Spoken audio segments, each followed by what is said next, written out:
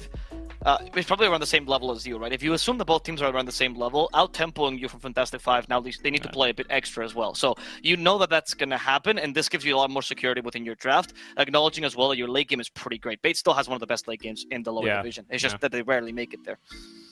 It's very true, yeah. And in fact, speaking of teams that don't do too well in the late game, who was it? It was No Techies, was it? Or one of the matches we had last week where we kind of saw the inconsistencies into the late game really come into play. So, you know, that's a good skill to be having, being able to actually play in the late game and being able to end games. And this is a lineup that can end games, right? Spectre with Haunt, no problem. Immediately up to the high ground. Beastmaster, blink. Shadow Fiend, blink. Treant Protector, blink. Boom, you're already in. Okay, Necro offlane versus the Spectre. It's actually a decent pick here, I have to say, but I think it leaves their team fight in a bit of an awkward spot. Because it's like you're really, really, really great at single target in the early game here for Fantastic 5, but if Bait want to show up to big team fights, and of course Watson has the luxury of showing up every now and then whilst not sacrificing his farm, thanks to Haunt, I think Fantastic 5 might have some real big problems in these early fights, to be honest. I think they kind of have to try and use this Necro to get them into the late game to secure space for Rari. Yeah, no, I agree. I think that the Necrophos here is a good option here against the Spectre. Combines all of the Ancient Apparition, a lot of percentage damage. It might even give you enough to actually beat him in the late game. I don't know. The only thing, though, I should mention here is that Bait do have a Beastmaster here against the Sven, which no save for, right? That in the late game could mean a lot for Bait to be able to punish that, especially with the Primal Roar cooldown talent.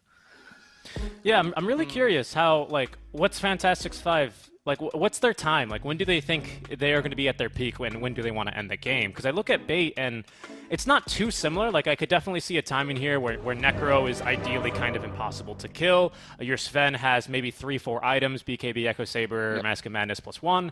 And Puck is very elusive here and very hard to catch. But at that time, I feel like Bait also have their items, and I wouldn't be too keen to fight into them either, especially depending on the build that Dendy goes for. That is true. That is true. Do you think that Dendy could have a potential of going the build he does on Invoker, where you go for like the slight Space Maker Magic Power build, and then as the game goes on and on, you actually become a true carry to supplement the Spectre? Yeah, that's a very real possibility, and I know we had some voice issues behind the scenes, but well, I was speaking about how a lot of the SFs in the mid lane, especially in the Eastern and Western European region, like to actually go for like the carry SF these days. So I'm wondering, I don't think you really want to do that this time around with the Spectre. I think that makes your tempo really, really weird. But yeah, I think that's a really interesting proposition there, kind of deciding to try and be the Space Maker into just then more damage to help Watson into the like mid to late game period. That's what you're missing anyway, right? Spectre in the late game, the tank ability is covered for. I mean, I guess you're up against Necrophos and Ancient Apparition, but there's not much you can do against that. Nobody else can build tank. But if you supplement this damage, you get more burst around, then you might even be able to really punish Fantastic 5's light up. They might not even be able to get off their Ice Blast or their Reaper Scythe if you just burst them fast enough, right? Yeah. That's always an option for Dendy here. I like both lineups. I think both lineups are proposing something honestly fairly similar. I wouldn't really give a huge advantage to either or. Maybe slight to Fantastic 5. I think they dealt well with the Spectre. I think they have dealt really well with the Spectre. I think you're absolutely right about that. But drafting-wise, of course. Yes, drafting-wise, absolutely. Of course, because, you know, smoke ganking and not finding anyone is you know, just a net loss or a net zero gain, I suppose, for both teams. Because nobody dies for first blood. Bait, we're waiting by the mid-tower, trying to snipe someone. Unfortunately, they won't be able to, as Fantastic 5 we're smoking and heading through the jungle real quick. But I agree. I think they have dealt with the Spectre very nicely. But my concern is really, like, are we going to be able to get off these abilities, right? BZZ, famously, I mean, not BZZ, but Ancient Apparition, more likely, the hero kind of just made out of paper, and Spectre able to immediately jump him. It doesn't matter if he has 4 staff. It doesn't really matter if he goes X, Y, or Z. He's going to be in trouble, so he's going to basically have to go probably for like a Ghost Scepter this game, but that sets you up for so much damage out from Lina, who's got some good range, depending on the build for Dendy. He might be able to just pick you up while he's killing someone else on accident, you know, like... It's very, very classic difficult. Ancient Apparition drive-by by accident. Yeah, you know, I Requiem'd and I was underneath the puck, but somehow I killed AA. I didn't even know he was alive, you know? Like, it's, I just, it's so difficult. But I agree, if BZZ, and I believe he can, because he plays a lot of the AA, if he can get off, as there's the Cold Feet combo coming into play, if he can get off good positioning, if he can make sure he's not just dead to start off every team fight, because they need this Ice Blast, I think they've got a real chance. Yeah, I agree. I feel like the ancient apparition has some counterplay to some degree, as you mentioned, both optimization. You could go for like a very defensive optimization in this game, you know, like Glimmer, Cape, Ghost Scepter. I think the change to the Ags, because now it's just not that great for ancient apparition 5, really freed up the spaces for this hero. You know, as a then the goal that he gets, right? If the game goes long enough, he eventually does get defensive items, That's which before he couldn't really do it because he had to rush the Ags at some point. Yeah, that old Axe was so good, though. I think that was like kind of the only reason we ever saw the hero. When it got changed, everyone's like, well, I don't really want to play AA mid, but thanks for the Ags anyway. The tempo being really, really weird on that AA. He's very much like old SF, where you die once if you're trying to go mid AA and the game's kind of over. As TSA experiencing the icy burn. There's Rari to follow suit, but he decides he actually can't get that kill. Completely out of mana as well, using Warcry to get back on over to the creep wave. Limitless is going to be going for the not the Hooded Defiance, that is going to be the, oh my goodness, the Helm of the Dominator. So pretty standard offlane build on the Beastmaster. A lot of people still think that the Beastmaster is well worth a ban, just because of the amount of flexibility he brings you, despite the Aghanim Scepter nerf. Are you kind of in that camp as well? Yeah, I thought the Beastmaster wasn't that nerfed. Like, I mean, when I first saw the patch, I didn't even see the Aghanim Scepter build, right? Like, I thought, oh, this is a possibility, it'll be a meme. I didn't think it would be as buffed as it was, right? I really misjudged that. But I still thought Beastmaster would be perfectly viable with just with the Helm and the Dominator build, you know? With Solar Crest being buffed as it is, Vlad's being much better as well. The fact that you can go for the Helm and the Dominator, that it has been improved if you go for the Helm of the Overlord into the late game, because now you can take 2 creeps, of course. Yep. I don't think the hero's bad at all. I'm not surprised they're still banning it. Yeah. I just think actually, that Axe took the center stage, per se, when the hero got changed. Mid lane, center stage, all the above for sure.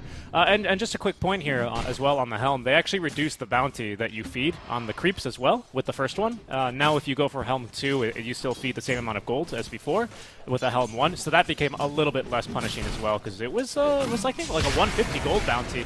Now reduced to half as Limitless. Ooh, nice LSA is going to stop Rari from doing any more damage here. Although the Ice Feet or Cold Feet will still trigger, Limitless not taking too much damage here. Lots of armor here, going for the Helm of the Iron Will, even before the Brown Boots, rushing the Helm. So he's got a lot of armor to deal with this Sven. Yeah, that's very true. That's going to help a lot to deal with the cleave as well if he had gone for the build. In fact, Rari has gone for just Stonehammer Warcry, so more of a laning build per se, right, to withstand the Lina. Yeah, usually at level 3 you go for the 1-1-1 and then and you start maxing the cleave. Or maybe you save the point if you don't want to push the lane. That's always a possibility, like he's doing now, I think. Supernova, he's going to be okay. He has to TP to the tier 1 tower, though, as Willow was going back to stack a camp here. Nice aggressive play from Bates. They don't even have a ward there, but they just kind of sensed that the Willow was missing and forced a TP from Supernova. Well played. Well done. Well, we'll see what happens here in the top lane. The Supernova, the more levels he gets, the easier this lane becomes for him. True Protector is making it hell though right now, and Supernova could just fall. The Cursed Crown, they divide before it hits, and that could be a Death Spectre. Watson using the Fairy Fire. Supernova has his own, but No Fear punches just a bit too hard. Watson is actually capable of getting away. No Fear will not be so lucky though. So many creeps are hitting him. Despite him being melee, his armor is piss poor, and they're going to be able to finish him off. Absolutely good fight there. No Fear really, of course, just coming in with the damage. You can see in his last dying moments, he casts Living Armor, but like a true support onto his carry and not onto himself, as he will fall.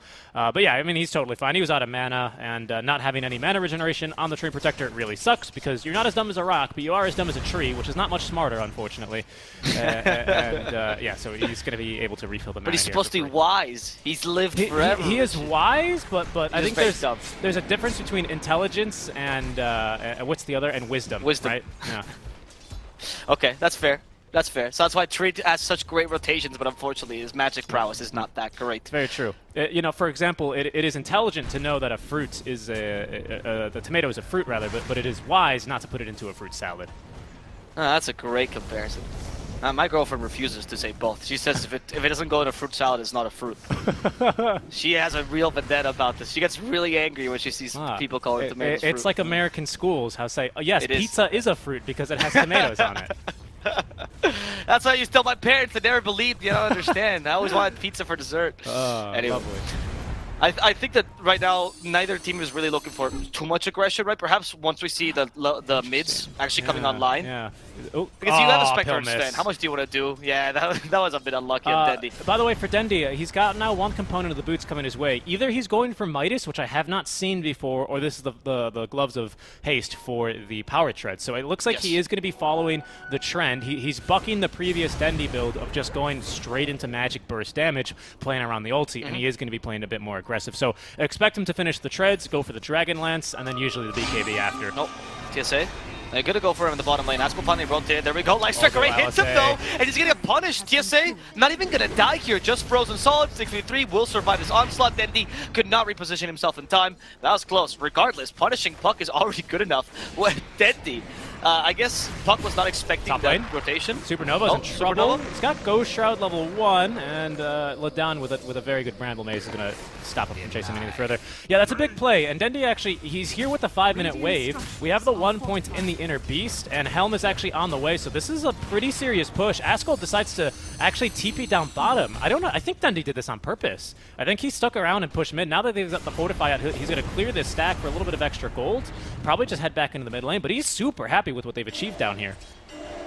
Yeah, I think that I think the mistake honestly comes from Askel, because if you look at his build, he has no infused raindrops, which made him really vulnerable to any of the raises, right? Usually against an SF, that is like a core item. I guess that you are ranged, that's why you don't want to waste the gold, but that greed ended up just nullifying him, because they got him last array, and the burst would not have been that strong from the raises if he had those raindrops. So that gank by Dendy, really good, but also Askel playing life on the edge, really, and gets punished for it. Yeah, really, really nice rotation by Dendy. Again, has to use the TP, but it's equalized when Askel TP's down bottom because they think the push is coming. So very, very nicely done. In fact, mirroring Puck's rotations is very difficult as an SF. You're not as agile as a rotator as he is. So the fact that you already accomplished that is a win in your favor, because now you can just farm mid, which is what an SF really wants to do. Yeah. Yeah, they get 6-3-3, at least a little bit of experience in the mid lane. He gets, I think, 2 CS or something out of it, which is a lot for an AA, unironically. He needs to get these boots operational, of course. But the Sven already is going to be leaving the lane. Doesn't really want to play with these maxed boars and the Helm of the Dominator. Top lane, of course, it's too early for the Sven to make the rotation. And we haven't had any real pressure top lane either, only the kill into No Fear. Watson's still quite strong, doesn't really mind laning a bit longer. In fact, I suspect will be laning a little bit longer, having gone for the Soul Ring here. So just looking to spam Spectral Dagger and defend the, making your own space, actively making your own space on the Spectre here. I really like that. Ladan is still here, though, just being a little bit threatening. And, of course, with the Tree and Protector, taking down these towers is going to be a bit more difficult. We can see, actually, every single Tier 1 tower is completely, not even a scratch on it, brand new. Mostly thanks to, of course, the lane pressure that Bait have drafted with, I would say, stronger lanes overall. A little bit of a case to be made down bottom for Fantastic 5. But now that Sven has already abandoned the lane and Beastmaster has gotten his first item, he's going to be just a big bully down here. Satyr Banisher picked up here early on as well for him, as he is going to be going straight into that Helm of the Dominator 2, or the Helm of the Overlord, rather, just to make sure he can continue being as aggressive as possible here on the Beastmaster. But Limitless already doing the classic Beastmaster technique of booting the Sven into the triangle. Not as good as most other carries, because Sven doesn't really mind farming the triangle this early on compared to like a PA. And the top lane, they're trying to kill him with Weaver Siphon. They will accomplish this. Watson is down for the count here. Supernova just wants to run away now. In comes Dendy. They see the opportunity for No Fear. Are they being a bit too greedy, apparently? Yes, they were. Supernova has to tank all the raises. Dendy looking for the final raise. He finds it. Supernova will fall in the middle of his Ghost Shroud, as they also kill the Ancient Apparition in the bottom lane thanks to the Helm of the Dominator. So kind of a nice win by Bait. Yes, they lose a Spectre, but honestly, Dendy is doing so well this early. He can just carry them early. Ascold looking for the counter kill here on No Fear. Finally, they worked so hard for the skill. They deserve it. They earned it, but No Fear is just a bit too fast. The Brown Mace, he doesn't ball. He likes being rooted. He's a tree. No Fear will just go back to his safe space with the Salve and a clarity on him. He's going to be perfectly happy and alive. Yeah, exactly. The kills, I mean, we said this all the time. This is something that Winter taught me when Spectre, we had Spectre faces Void like every single game back in the days. And it's something he taught me where you don't really need to kill Spectre so much as you need to kill the Space Maker for the Spectre. Spectre is not the problem in the early game. It's going to be this SF. So the fact that Watson does die, it kind of sucks, especially because I think he's going to take a second death here. His team not on the same page. Then down he goes. Ice Blast committed. we are pushing mid in exchange for this. So that second death, you know, kind of contradicting my point here, because now that's just kind of a free kill out over to the Fantastic Five, as they will actually TP back and defend the mid-tier 1 tower. But the fact that Dendi gets a bit more farm is going to be very, very nice here for Bait, as No Fear can threaten to go for the overgrowth, so they cannot defend the mid-tier 1 tower. Top lane as well, currently being sieged. Bait, they have teleports if they want to go and actually defend it, but they're just going to let it fall. Yeah, I think it's best, right? You don't want to contest this too much, as you've just been able to control the bottom side of the map. You're not really in the position to be able to all TP there. Necrophos is still a tough hero to kill, especially now that he has 100 Defiance.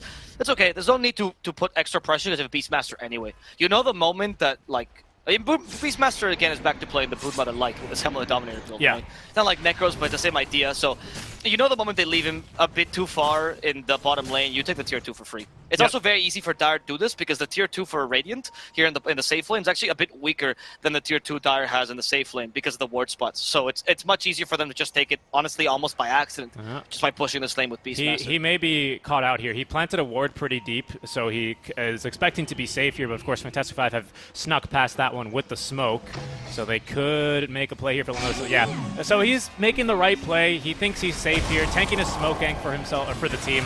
Not a bad play whatsoever. They will haunt in on this, actually, and they're going for it. No Fear.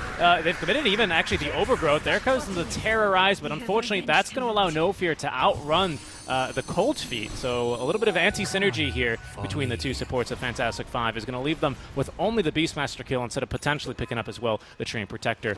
But like you're saying about Broodmother Light, the benefit that the Beastmaster does bring you is he is a little bit more mobile, right? So you kill him down bottom, he goes, whatever, maybe I'll go top now, maybe I'll go mid. You don't know that. Whereas with Broodmother, you do know exactly where she is going to be going because of her reluctance to be moving. She's got to lay down her roots, so to speak, with the webs and start to set up map control. Beastmaster, not so limited. Ascult is going to see No Fear yet again. Ice Blast is coming. He's going to try and outrun it. Unfortunately, will not be able to do so. TSA nearby, though. Ascult has Phase Shift, and then he's going to use it to nicely dodge that, but not the Sonic Savage Roar. Picked up with a nice little Shadow Raise as well. Out Sonic from Savage Sandy. Roar. Sonic Savage Roar. Primal Roar. What he means with that is that it was so fast. It was such a fast Primal Roar that it almost seemed supersonic. It was a nice play from Bait because they kind of baited him, no pun intended, with the LSA to use the Phase Shift. As soon as the Phase Shift was out, straight into the Sonic Savage Primal Roar. They go for the bottom lane now with a savage amount of creeps here, together with a Helmet Dominator and the 2 Boars. He has already the little movement speed talent. He has to run away quickly. Didn't go for the damage you used to see actually on the Beastmaster offlane. Apparently much more of a utility Beastmaster this game. I'm still surprised he's brushing the Helmet of the Overlord. I did say it was good, but I didn't think this was the rush. But, you know, it's quite an expensive item. I guess you really are committing to this beast, quite literally the Beastmaster build. Yep. Dendi having already gotten the Power Treads, Dragonlance, going for the casual Yasha now. So this is usually where you decide, do I want to go straight BKB, aka is it worth going to BKB this game? Yep. Is it going to save my life, etc., etc.? Or am I just going to be good with a Dispel? A little bit more damage. It's going to be for top, where they have connected it onto the Spectre, caught as well, and killed off by Ladan, the support duo that time working wonders. Ladan canceling the TP, because TSA was going to do it for him anyway. Laguna Blade committed here. Terrorize is going to find him, and actually he should be able to escape. Nice kill there. Ladan escaping.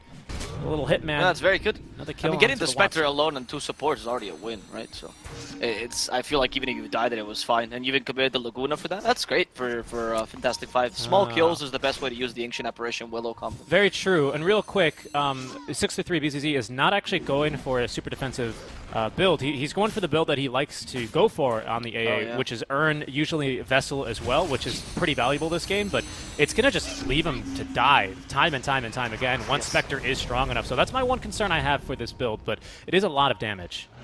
I feel like this game, I feel like this game particularly, he will be food for both the Beastmaster and the Spectre, because Beastmaster can also just send his creeps and honestly kill the AA alone if he has no defensive items. It's not the greatest thing. I know he loves this build because I think he just picks AA because he hates healing. Like, he's done with this whole healing thing in Dota. Back in his day, people used to work hard for healing, bring a health field much less, it was an expensive item. Nowadays, everyone has normal healing, so he just brings it back to 0 with the Ice Blast Spirit Vessel build. BCZ, they're going for Spectre again. But yeah, they are, but I don't think that Ice Blast will hit. Spectre, Watson getting out of that, The super gank. sad Ice Blast they used to just push the lane instead. But doesn't even hit that. But 6-3 actually, he was going to retire, but then Ring of Tarrasque came out, and Envy started buying one of those immediately, and then he's like, I have to come back. I have to stop this. As this time he will die. Oh yeah, the double Ring of Region and Envy was like BZZ's ultimate insult. That's what he decided to before come it was back the Ring of to. Tarrasque. It was straight up Ring of Tarrasque. Remember? Yeah, it's true. And it's then true, and then Ice Frog was like, Envy, stop it. And he's like, fine, I'll just go double Ring of Regen on literally every single hero I play. And 6-3's like, no! I even emailed Ice Frog about this! Envy must be stopped! So that's why he's trying to go for the major. That's his real redemption story. It has nothing to do with the money. Breaking news here at DTN2, of course, that there is that golden BZZ set, of course, in the Treasure Craft, and that earned him one favor with Ice Frog, and that's what he called in with. He says, remove Ring of Tarrasque, and Ice Frog went, are you sure? And he's like, yep.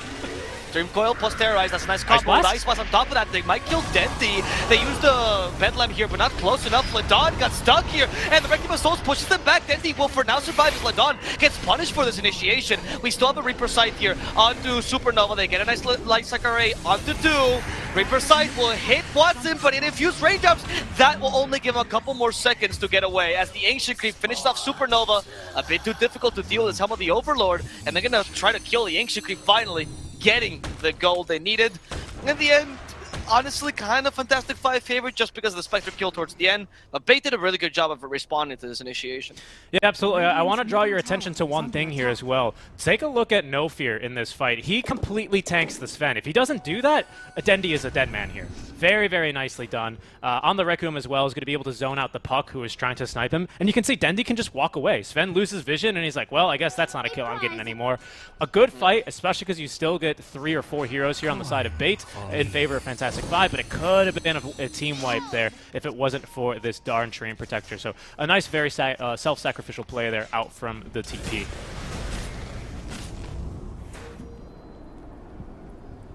As Bait, they're still very interested in continuing to fight here around the bottom area. You can see Dendi is TP'd immediately down to the bottom tier 1 tower. They want to just, I guess, secure their triangle as much as possible by continuing to siege down bottom. It should be noted as well here that Bait, they did win the priority in the coin toss here for the lobby, and they selected Dire's side. This is something we've seen time and time again here. So just a quick little note.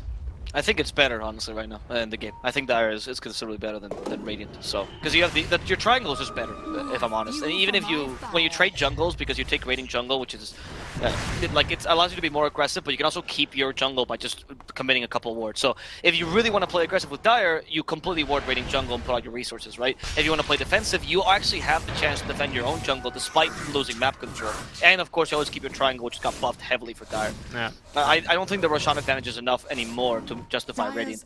The win rate is very similar though. I was looking the other day, it was like 53%, 47% in favor of Dire, something like that. Not too considerable. Not too bad, yeah. Real quick, I just wanted At least last week, mind you, not the whole week. Yeah. I just wanted to point out that Watson is a little bit behind the 8-ball here. He's had some pretty bad fights, 4 deaths, and they've ganked him here quite a few times. Will be able to de-ward his own jungle. But the nice part is Dendi is building like a carry this game. It's not previous Dendi SF where he just wants to burst people and then run away after he uses the ultimate. He's here to fight. And he's going to be ready quite soon as well, going for the BKB next item. We've also had a Beastmaster who is unusually strong as well, thanks to the Helm of the Overlord, as he's going to go ahead and borrow the Ancient Granite Golem. So now we've got a nice little 8%, sorry, wow, 15%, sorry, bonus HP percentage, as well as a little bit of bonus armor for everyone. This is kind of insane. This is a great pushing lineup. They're like, Bait's like, well, we don't need the Spectre. Spectre's just a safety, right? We're actually planning to win now, 4 versus 5. And it might smoke though. We've got might just work. They're not the high ground. Yeah, we've got a Hawk. Nicely done. TSA is going to kind of reveal they have vision up there, and he's going to have to tank this one. Okay, Overgrowth is used, but it's not going to stop Ladon. In fact, you don't get caught by Overgrowth if you're in the Shadow Realm. Yep. So unfortunately, No Fear could not save his ally. The deep push is coming. In fact, Ice Blast is there, and they've used the vision to cancel the TP of the Beastmaster, utilizing that Dream Coil. And I think Fantastic Five, although this is a weird tower to push second, considering we still have the mid-tier 1 tower completely healthy, no, they're not. They're going to let the bottom tier 1 stand for now. I thought they were going to get rid of that to try and dissuade Bait from playing so aggressively in their jungle. I actually agree with that play that you were mentioning, by the way, because that allows you to take over the Dire Triangle, which is one of the advantages they have, right? Like, and be able to do that. Of course, you still need to take the mid-tier 1 first, but if you're already close, why not, you know? Maybe they saw the Beastmaster units already dissuading this by just constantly pushing the lanes. It's very difficult to kill his Black Dragon. He's great at deep pushing, so especially in the early game. Yeah, if you forget how annoying these Ancient creeps are, just remember the patch when they first added magic immunity to Ancients and everyone was picking Lifestealer and just jumping inside. Yeah, it's like that. It's like that, but a little bit worse because Helm of the Overlord does buff him a little bit. Alright, I like this, by the way. They ended up taking the middle tower without too much trouble. I thought Bait could have defended this, but I guess they just... Fantastic Five read this a bit better than us, and they thought, okay, we are just much stronger right now. Like, if Bait can't really fight us, the Spectre's not ready, whereas Sven can sort of join fights. One of the advantages he has over more of the late game carries, that he doesn't rely on... He has more of a... incremental increase rather than big burst like Spectre does. Yeah. So Spectre can sort of join in as long as God's Strength is off cooldown. Very true, very true. And a real quick note, in case you just have been watching a lot of Dota and haven't been playing a lot of Dota, Silver Edge no longer requires an Echo Saber as they're killing Denny in the mid lane. Oh, they got him. Committing 2 ultimates there, but a kill well worth it because that's the Space Maker. Right now, Bait cannot take a fight without Dendi, and he's even double tipped.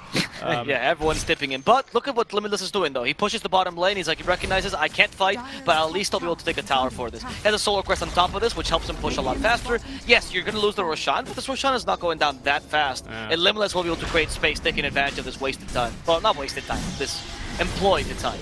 Yeah, no, this is Bait immediately having a plan B, right? And this is something that we've been critical of not only their previous iteration of Bait 4.0, but also Bait 5.0 towards the start of the season. Much more so of their previous iteration. Yes. It was worse before. Yes. This time, we can see a major improvement as well, with Limitless immediately pushing bottom, taking over the jungle yet again, going for a quick D-ward, taking the outpost, and they're even going to smoke up and perhaps look for fights. Dendi is a bit weak right now, though. He needs to get these 8 extra souls so he can actually, do damage as a right-clicker that he's carried for, or that he's built for. But luckily, Fantastic Five are not farming, I suppose, really, the Mud Golem creeps on the way back out. So Dendi will be back up to 20 in no time flat here. So we could look for a fight here, despite having Aegis. We just don't have any ultis right now for Fantastic Five, and that's what's keeping them. That's what's keeping Bait at least interested in perhaps fighting here. But they've missed their window. Dream Coil and et al. Is going to be back up relatively shortly, so I think they're just going to have to concede this tier 2 tower. Yeah, there's not much you can do to... I mean, No Fear will at least annoy this, right? But since without the Meteor Hammer, he is not the best at cutting lanes anyway. Yeah. This sucks, though, because now you do lose control over the Dire Jungle, and I feel like once you lose the tier 2, even if you ward it effectively, it's no longer possible. And there's nothing that... Like, Fantastic Five is just conditioned to stay here. There's no reason why they would want to go back to their own jungle. So just stay here, defending as much as possible, put wards, put a lot of pressure, and even maybe go to the high ground, apparently, as Rari. God's Strength is not available for another 15 seconds, but with Aegis and BKB, I guess it just feels really cocky. They're not going to scare Bait back like this, though, because we have Treant Protector. Like, obviously, you're not going to push up our high ground right now. We don't care if you do chip damage because we literally have Treant Protector. Like, they don't care. Bait don't care. This is time wasted. Yeah, so they should try and kill Limitless instead, who is doing the same thing. And he's going to hit with the Ice Blast, the Dream Coil, and taken down. Big kill. It goes to 6-3-3, though, and that's nice. You don't want any more bonus gold to Askhold, and here's why. After that kill onto mid for Dendi, as he was going for the BKB next, it does slow down his BKB timing. Now he's really, really strong. Dendi is quite strong at this stage of the game. Sven is still going to melt him if he can get on top of him, but ideally you don't let that happen. He's going to be strong until Askhold gets this Ags, and then Dendi is going to kind of feel the pain a little bit more here as here's Limitless cutting waves. And yeah, Askhold is going to struggle here. But so we need to get this Ags up for Puck, and then I think they can actually look to make a push here. Because this, Watson, he's recovering the farm a bit now, but he is underwhelming, Abo. He is. He had to go for like a fast Spectre build with a Manta style plus Blade Mail. Blade Mail does boost up your farm a fair amount, but it's just not a Radiance, right? He's not going to beat the Sven ever. Like, you're talking about a mediocre farmer at best with a Spectre Blade Mail compared to a Sven, which might be the best farmer in the game. Yeah, if there's something I can really commend Fantastic Five for, it's taking fights in good positions. Because if you take a fight in a bad way this game and allow Spectre to get, an extra 200 to 400 to maybe even, like, after a good fight, 600 gold for a simple little haunt in and just playing, cleanup duty, this is what happens to Spectre if she's not allowed to do that. So and Bait have a good lineup to actually achieve this. They just haven't been able to string together the fights against Fantastic Five. So really, really nicely done here. They've done a great job of not only drafting, but also so far playing against the Spectre. Yeah, I agree. I feel like again, Fantastic Five went just for the simple draft, which is something that we actually saw issues with, right, in the beginning of the league. So they were going for something very convoluted, not even basic. Like they tried to go for like meta drafts that were working, but very hard to execute. No comfort picks. I feel like now they're finding their own style, which might not be the most flashy, but if it works for you, it works, right? Stop trying to imitate other people. I'm now starting to see a Fantastic Five really coming into their own and looking much more like IPG last season, which was a team that didn't get the results they were looking for sure, but didn't play bad Dota at any point. Yeah. And Fantastic Five, you know, part of me wants to say, you know, I feel like we should get more done with this Aegis. We took a top tier 2 tower out of this, and we've got control of the dire jungle, making it a lot scarier for Bait to be farming here.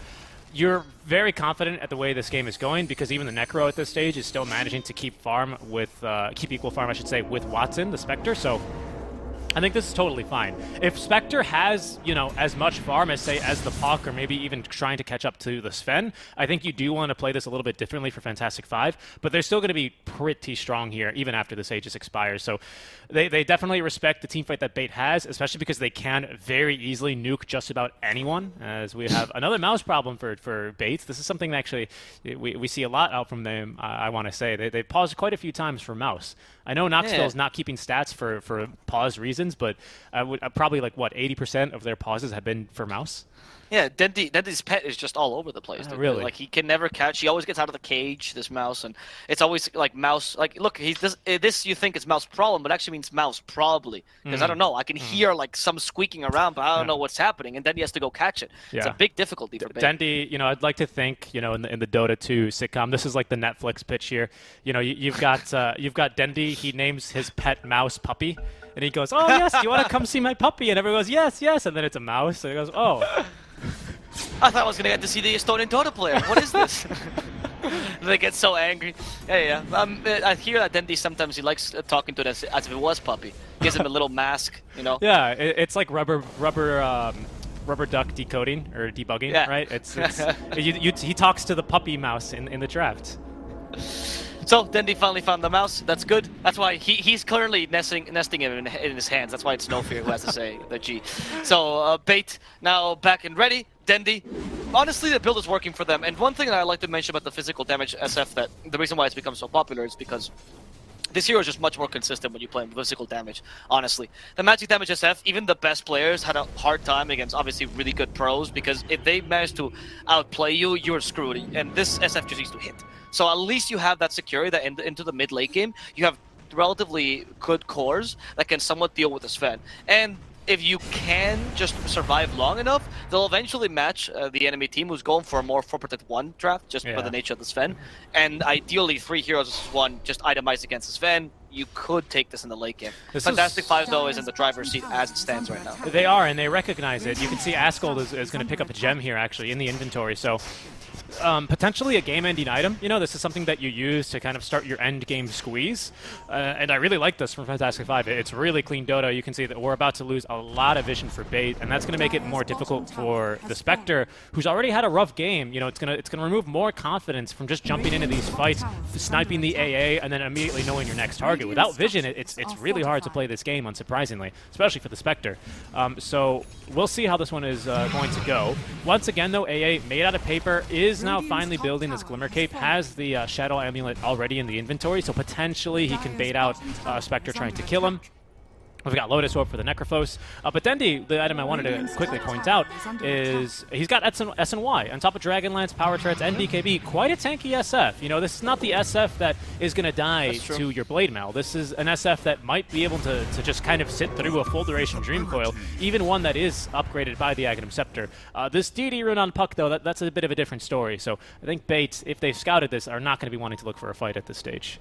Solar Crest also helps a lot in that sense, right? Because it gives him the damage so he can actually fight back, and also, of course, the armor, which helps him survive the Dream Coil TSA. They don't find him in time. Super Nintendo try to slow him. Primal Mace misses Dendy, and so has a Terrorize. So they know Ladon wasted a really, really useful ultimate day here, the Terrorize. Dream Coil Terrorize combo has been the bread and butter of Fantastic Five, because it's a very reliable and easy to use initiation.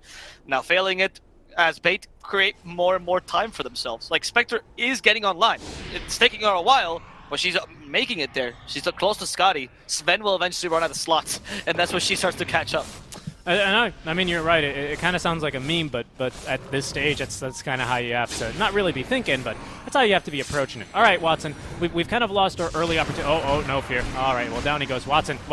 Yeah, I was about to say, it's not worth your life. Get out of there. Oh, no, Watson, please. Oh, he's going to go for it. He's got wards here, but Askel should be, very keen to de-ward here very quickly, but Watson even more keen to get the extra 100 gold or so from the camp. Careful here, though. Dendi is playing underneath a ward, just looking to accelerate his farm as well.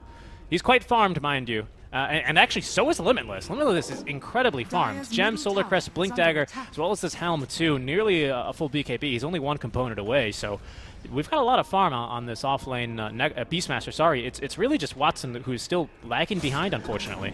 Well, we'll see if he can recover eventually. I mean, the advantage of Spectre is, of course, you can farm in a very precarious position as the carry, so even when you're lagging behind, you don't always force Bait to give you all the safe farm, right? Because you can actually find farm for yourself. As we said, creating your own space.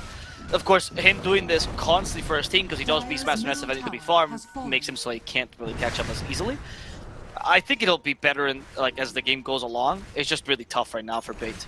They managed to avoid team fights really well. I'm surprised they haven't gone for a Meteor Hammer though on the train just to help out this split pushing.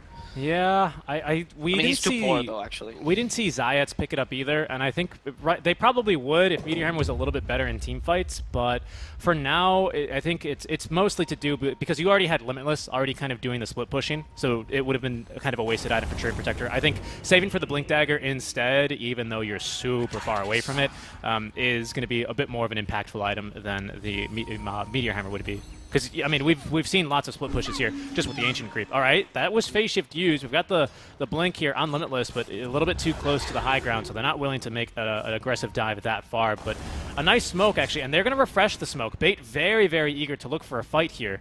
They know that there's no Aegis. Roshan is going to be respawning here relatively quickly, so Fantastic 5 may not be ready for a fight coming their way. That's true. It is kind of a surprise smoke to a degree. Can you really get a kill? I don't think you're looking for a fight, though. You're looking maybe for a pickoff, taking advantage of the Primal Roar. I feel like a fight here is a bit too difficult for Bait. They will lose fights, even if they get the initiation up.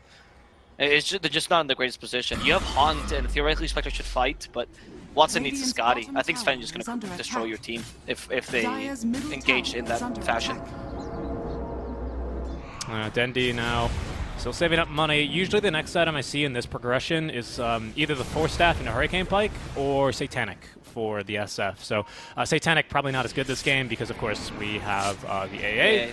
But I think Hurricane Pike might be good. I like it too, especially because it gives you the Dispel. That's kind of one of the trade-offs that I think does end up making Manta Style a little bit more of a potential item, is the Dispel. Oh my goodness, Rari? He's just going for a DD rune, so why not? TSA is going to at least get the Yule Scepter off onto Askel, but won't be so lucky versus Rari, as he will be cut down mid-TP. Ice Blast coming for the Spectre, who's got to snap the coil, but that's a long stun thanks to the Aghanim Scepter now. Overgrowth ready to go. Can they save the Spectre? No. Rari pops the BKB there to dispel the Overgrowth. Will now run right at No Fear.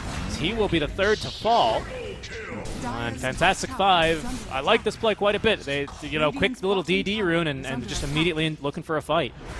That's insane. Fantastic 5. Just burst now Watson. I don't know why he was still farming there, though, when the enemy team just finished off the Lina. Bait now in a really precarious position as the Sven is pushing down at least one lane of Rax. Could be two, frankly, with a double damage rune. And the God Strength is... Oh, it's not too much God Strength left, so maybe you just wait until the next... Yeah, you take the Roshan and you wait until the next onslaught where the God Strength is available again. This Roshan also carries the Shard as well, which could be kind of useful for...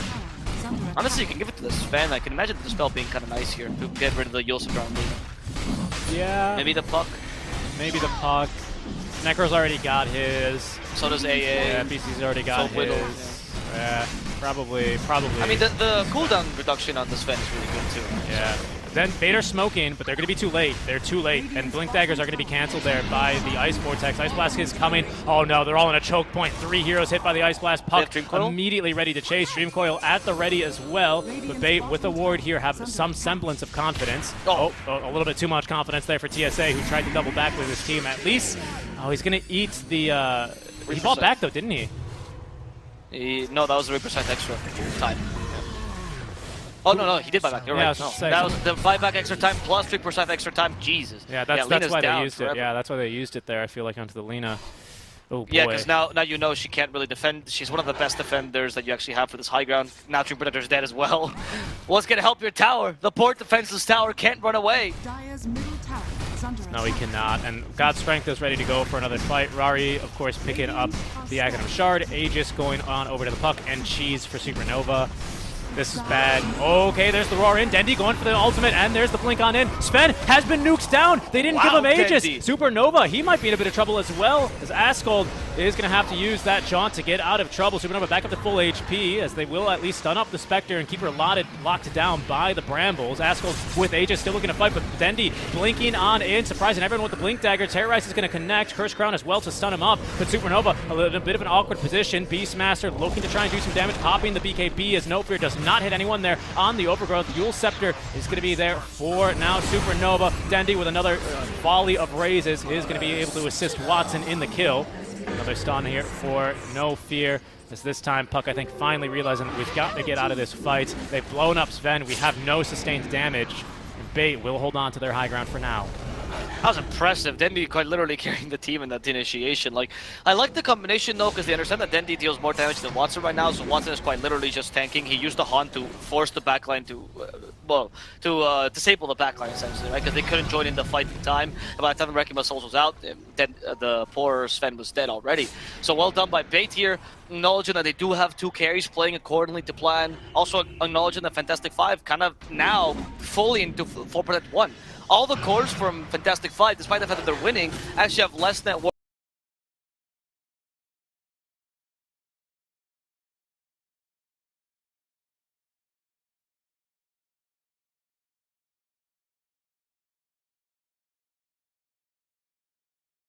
Kind of a ghost, so that'd be a little bit weird. But either way, it's going to be a lot of damage here on the Nullifier. Spectre is absolutely a hero at this stage. Finally managed to outfarm Askold as well as Supernova after that fight. I would say at this stage, the biggest difference makers, other than, of course, the core versus core matchup, is going to be the Aghanim Scepter for Askold here on the mid lane. Puck unable to really find a good usage there of the ulti that time because he was, I think, Yule Sceptered up, and the supports being very, very poor on the side of Bates. That's going to make a little bit of a difference here. We've got like at least one core item for Arlena, but we can see Treant Protector really struggling to get off good overgrowth at this stage of the game because he can't just hide in trees anymore, not when we've got gems and lots of detection for Fantastic Five. Beastmaster able to break the smoke there, nicely done. Yep. Well, access to break the smoke. He's close to the Primal Roar cooldown, by the way. That's good. Yep. Well, access to break the smoke. He's close to the Primal Roar cooldown, by the way. That's gonna make a difference. I'm assuming that's the talent he's gonna go for. I mean, I do like the. Well, the board damage potentially being the alternative talent there to be taken. Dire's bottom tower is under attack. But yeah, I'd agree with Alvo here. I think that's going for the cooldown there on the ultimate is nice, and I think it's relevant enough, that cooldown, not to be super wasted like the Pango 25 talents here.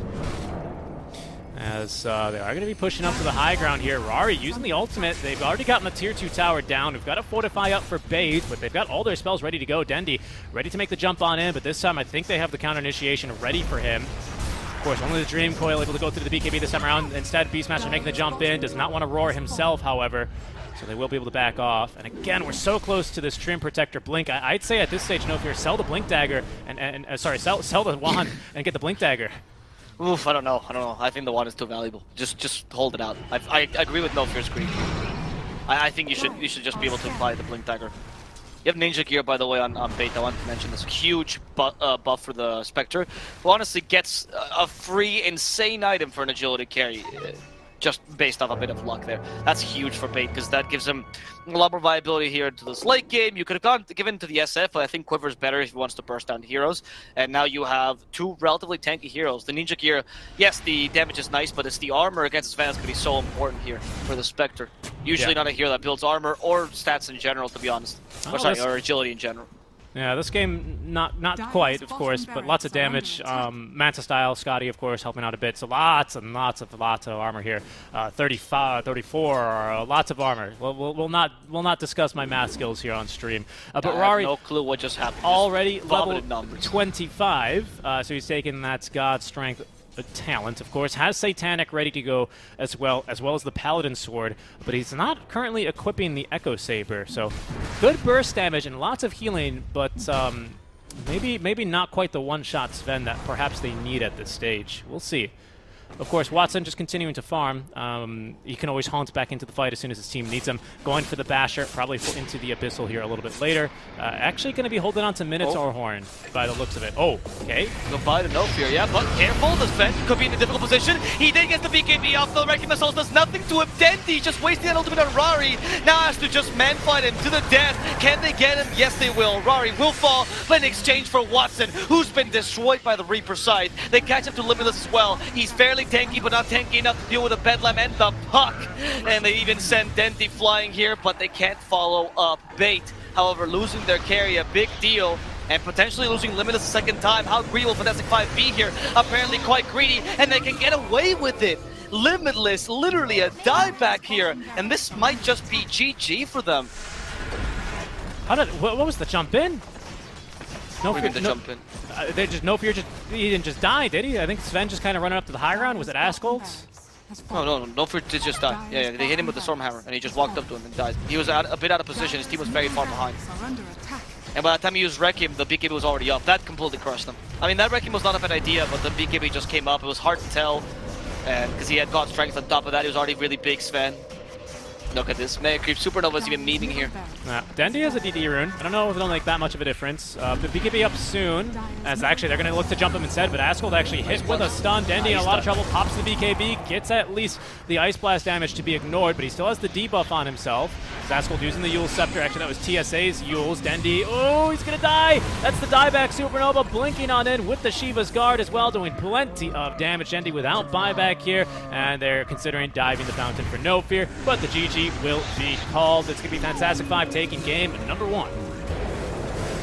Still think that was a respectable play, or a respectable game by Bait. They played good Dota. The draft was solid as well for the most part. The issues, though, is that Spectre was more of the secondary option here compared to the Sven. Sven was much more reliable as a carry here. We saw this towards the end. But more importantly as well, your tempo was much worse. It was much more difficult to play this. It seemed like Spectre was kind of a security. Here, as we see towards the end, right? Like, she was supposed to win you the late game, but it never kind of came online because they had enough tools to deal with that core. And then because she's not a security of, oh, if we go late enough, we just win with Spectre, then you kind of have a dead pick. And you go, well, she can't help us with tempo. She can't help us in the late game. What is Spectre for? And that's all, honestly, because of the Necrophos. I think Necrophos was a huge deal as to why poor Watson could not have an impact this game. Yeah, and even though I have to say, I also doubted the AA pick here. I thought he was going to be made out of paper. But in fact, it was utilized to get kills onto the Spectre. And it was such a low-risk engagement, low-risk ganks that Fantastic 5 were able to pull off here, actually. It was just Ladan looking through the jungle and occasionally calling over the puck. But mostly it was just Ladan and AA getting that solo kill as well onto the Spec. Really, really kind of showing how Fantastic 5 were able to play around it, not only with the draft, like you said, on that Necro pick, but also as we got into the late game. Unfortunately, Spectre just not really the impact I think that they were hoping to have here on that Spectre. As we'll go ahead and bring it back to our studio just to break down that game a touch more. Welcome back, Avo Plus here. A little Avo Plus into the top right corner. Well, yeah, I like as I came from Scotland, of course, the wee Avo Plus, you know, that's what I like to call myself. But yes, Fantastic 5, I want to point out something in their draft because they have a very much welcome back to Dota draft where they're just playing a very clean, easy to execute draft. But they did something really good towards that last pick that led to this Necrophos pick, and that's the Sven Puck combination. So because they picked up a carry that has a stun and carries an AoE stun, so a bit of team fight, and because they picked a mid laner that also has obviously team fight, that being the Puck, not every mid laner brings that to the table. Because Puck actually is probably the best mid laner in terms of team fight, or definitely up there, one of the top, maybe Kunkka kind of rivaling him. That allows them to have much more flexibility with the offlaner. Usually your offlaner is the initiator or the tank. That's kind of the idea behind Dota most of the time. So that's why Centaur's so popular, because he can fulfill both roles. Necrophos doesn't really fulfill that initiation role. And when you're losing, particularly the Necrophos, it feels really bad, because you're like, what is Reaper Scythe even for? I can't deal the damage to do this, and I need a stun here. But because you picked the Sven and the Puck already in your draft, and the last pick was Necrophos, this allows so much more flexibility flexibility in your offlane. If that had been NP, it would have also worked out. I mean, not in this match specifically, but in the draft, right? NP, you go for Avenge, something a bit like harder as a carrier, like a Slaughter, for example. That all works because of the flexibility of your picks, because of the simplicity of your draft. Fantastic Five sets themselves up for this really good pick. So congratulations. This is a solid drafting and something you see with experience. So hats off to Mr. PCZ. Absolutely, as they are going to be able to take game one, putting Bait within one game of that all-too-familiar bottom three zone where they found themselves last season. In fact, they were placed 7th place, or 8th even last season. So Bait, they still have a chance here, and we are going to see what kind of draft they put themselves together for game number 2, guys. We're going to a short break when DTNN2 returns. Game number 2, draft number 2 between Bait and Fantastic Five. We'll see you then. You ready? Huh? Hey, he's a good boy, huh? You ready? Huh?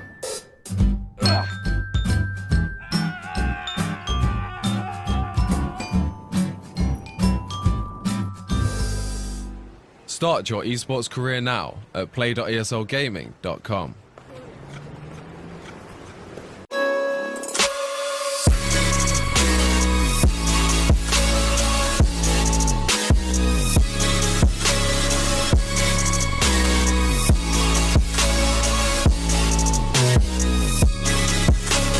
You love it, you wear it.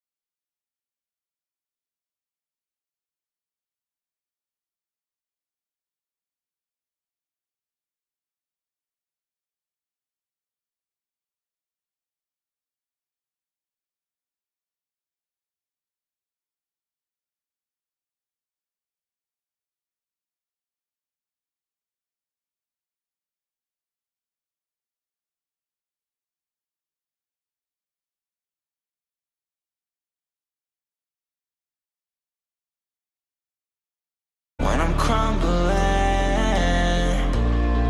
every night I wonder, will it ever end? Sometimes I can barely breathe, dear. Sometimes I don't wanna be here. Sometimes I don't wanna be here.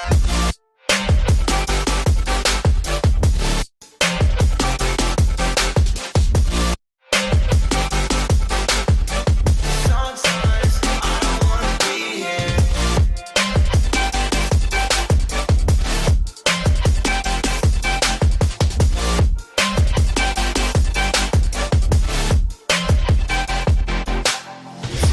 Demons always bother me. I'm leaving, but they follow me.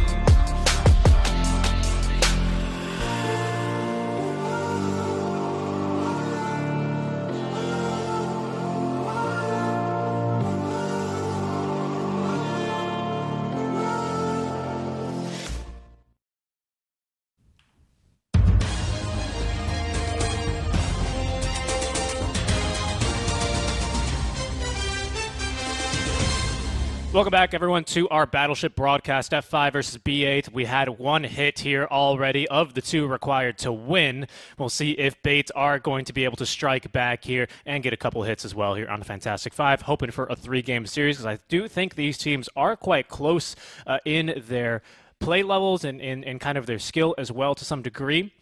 But I think it is going to come down to the draft. And for our draft, we need some heroes. So that is going to be what our stats is going to be talking to us about, letting us know about some of the top heroes here for each member of both teams. Without further ado, I yield the floor to you, Mr. Avostats. Thank you, Richie. Here we get the top heroes for teams. We get them actually from their Dota buffs, so this is what they play, not necessarily the competitive experience. So this shows a bit more of their personal choices for the heroes. Last week we already got to talk about bait. Let's talk a bit of Fantastic Five. Fantastic Five, Rari stands out for his Lifestealer playstyle. He's actually been doing it both last season and this season. This season, Lifestealer being buffed really helps Rari. His fan is still incredible, however. He likes heroes, particularly his strength carries. He's played CK as well a bit, and he just likes heroes that he can play. Don't rely on a single item, right? When he played Wraith King, for example, last season, sometimes he struggled because he actually wanted to go for Armlet as a later build a bit more often. Sven and Lifestealer are a bit better because they're more incremental heroes, and of course, them being strength allows him to go YOLO much more often. We look at Asgold. He's just a spirit player. He's also really good on the Storm Spirit. I mean, his Void Spirit is insane. Honestly, kind of as good as Lorinov, so not much to be said there. Supernova really stands out for his Underlord playstyle, despite the fact that he's called Supernova. He's only played Phoenix once in both seasons of the DPC, but he has played Underlord a fair amount. It actually could have been a pick last time, but he's been practicing Necrophos because I was actually trying to watch his games. He's been practicing a fair amount of Necrophos recently as he fulfills similar roles to Underlord, right? Tanky, he brings a bit more healing and a bit more catch. In the case of Underlord, it's a bit more AoE stuns, and of course the percentage damage that Supernova loves so much. For Ladon, much like actually TSA, because he actually does play this in competitive a lot, they both play a lot of Willow, but Ladon in his last season was playing 5-4, and he used to be playing a lot of Tuskar, a lot of Clockwork specifically, because he likes these tanky heroes he can make plays on. This season, they actually added the Willow to his repertoire, because now he's consistently playing 4, and he can also play heroes like Rubik, a bit more of the ranged 4s. However, his Clockwork and Tusk are still kind of the bread and butter for the player, at least in competitive. And finally, Bizzles, we have seen him play Ancient Apparition almost every game, and whenever that's not possible, Snapfire. Is there much to be said about this? He likes dominating the lane, he likes dealing a bunch of damage, he used to play Maiden Carry, he's used to these heroes that can have a huge impact, even if they can die easily, right? So even though he has played Enchantress in these kind of sacrificial cores, he's much more well suited to the bursty Snapfire or the strong AA. For bait, we went over these guys last week, but let's go over some of the important ones. Limitless Darkseer really stands out, particularly in the competitive, as they kind of force us to pick a bunch, which combines well with Watson when he plays the Wraith King. That's a little combination Bait likes to run very often. TSA on top of the line, Tiny. His Dark Willow also stands out, played a lot last season with Bait, despite the hero being out of meta. And No Fear has had some really good performances with the ET, particularly. Does love the Grimstroke, but can also play a very solid Disruptor or Enchantress. He plays Enchantress in a very unique position where he actually plays a more like a physical damage support, which is very interesting to see, as opposed to sacrificial support we see from like MSS, for example, from Quincy Crew. SVG from Quincy Crew. So Bait, they like to run supports that are sometimes a bit greedier, which kind of interferes with Watson's farm, but usually Limitless can make up for this. Now, let's see what they pick for this specific game as we're right into the draft. We're back with Richie. Yes, indeed, everyone. Let's just jump right into our draft here as it's already developing here. The second banning phase already completed. I did just want to, again, highlight the amount of offlaners that Fantastic Five had decided to ban. There's a couple more actually available in the pool. Bait as well, going to the Clockwork. I believe there was a particular Saksa game that maybe inspired a couple of captains and teams alike to try this hero, maybe give him a second chance, because I've not personally seen a whole lot of him throughout the season, Avo. Yeah, I was just talking about, Avo Stats was just talking about it, right? Ladon played a lot last season. This season he hasn't picked it at all, just going for more traditional 4 roles. I like it as a 5 a lot. I think we actually have seen No Fear play it once, by the way, on the Clockwork. But this game, it seems like it's going to be a 4 Clockwork together with Trim Protector. This can have a lot of weaknesses, though. You have 2 melee supports, not the easiest thing, right? This can actually be countered easily by heroes like Puck, for example. The Phoenix, for example, is really good against these kind of combos. Your lanes might struggle, but luckily Trim Protector and Clockwork are good enough laners that I think they can make up for it. Still, Fantastic Five could take advantage of this. They already have 3 ranged heroes, which makes the laning much easier. Yes, it does. It does make the lane pretty easy for them, and I think that's going to be kind of the name of the game here from Fantastic Five. It worked for them last time around, and this time I kind of liking where their draft is going yet again. I think Asgold on the Puck is a nice hero for him. He usually likes to play some melee mid laners, in fact, your Embers, your Pango especially, and the Spirits. But on the Puck, he's, even though it might not be his favorite hero, at least off of his pubs, he does really well on it, making a lot of space and even able to hold the zone versus Dendi pretty nicely. Dendi, though, of course, still showing his prowess, still showing his experience. I think a little bit better when it comes down to the rotation game. But, of course, that's something that comes with experience. We'll see what Bait decides to do to mitigate this. I'm interested in seeing the carry pick, particularly for this game. I feel like last game Watson could really show his full prowess here, and they made it. It was very difficult for them to play with the fact that they never quite got online. This time, more tripped to the clockwork. Your drafts have been more flexible. These heroes do help out, honestly, most carries in that sense, and bring a lot of initiation to the pool. So you can go for more of a mid-game carry, like say the Trolls, which I know Watson has played a fair amount. Maybe the Morphling could even be a possibility, since the Ancient Apparition is not going to be the option for Fantastic 5, so unless they play him as like a core or something, right? Oh no, actually, never mind. He's been banned. Okay, good. I was wondering why you didn't pick it on BCC. Yeah. So I think the Morphling could be a potential idea for Bait here if they want to run it. Not crazy, honestly, against what the squishy heroes Fantastic 5 is running. Look at that. It's like sometimes our research and statistics we show on stream are actually based in facts. Would you take a look, though? Of course, just banning out BZZ, like you're saying, in the first phase, with the only 2 bans you get in the first phase as well. So Bait recognizing the strength there, but they're going to pull out another BZZ hero with the Grim. Okay, so Beastmaster yet again for Limitless. I thought he played an excellent game. The issue I had, and I was actually going to bring this up, but we did have to throw it to break, was that it felt like the Treant Protector, because of the playstyle of the Beastmaster, didn't really fit a good role in the draft. You know, because you do kind of pick the Beastmaster and the Treant Protector kind of for the same purpose, but Tree just couldn't really do that. He couldn't farm the jungle. He couldn't push the other lanes because Bait had no intention of holding on to those lanes. So he just didn't farm. He stacked and he was warding as best as he could, but it just left the hero without really anything to do. So that's my one concern for this game here for No Fear. But he's gone back to it a second game in a row. So hopefully they have a better plan for it this time around, as they'll throw Dendi onto the Leshrac.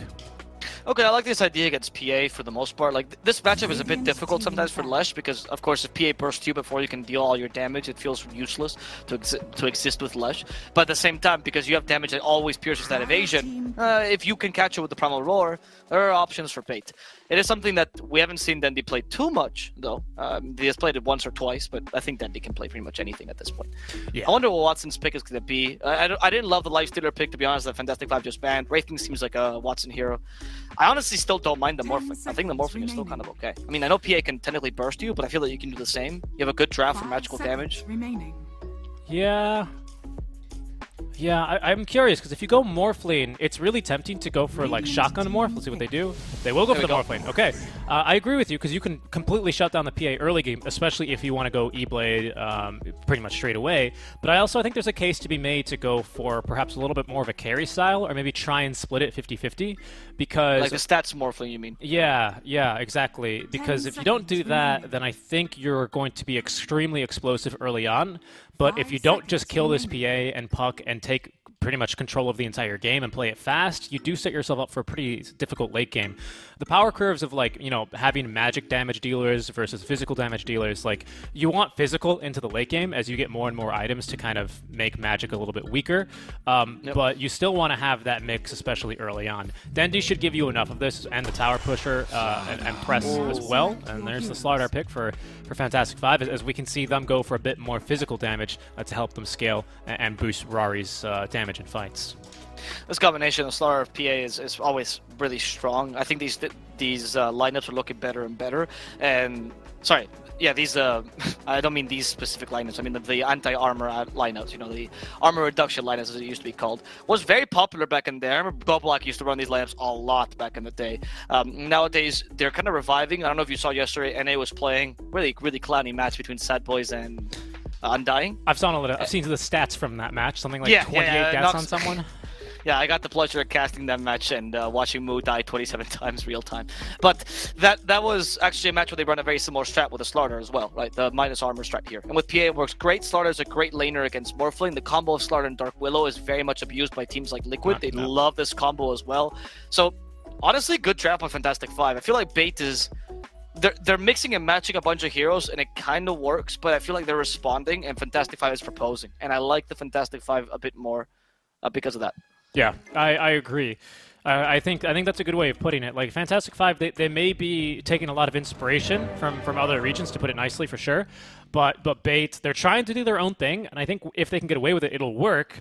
But Fantastic 5 are bringing some real tried-and-true strategies to the table here, and Bait, having to try and mix it up, kind of have to try and play to the weaknesses of Fantastic 5, I think, rather than to their own strengths.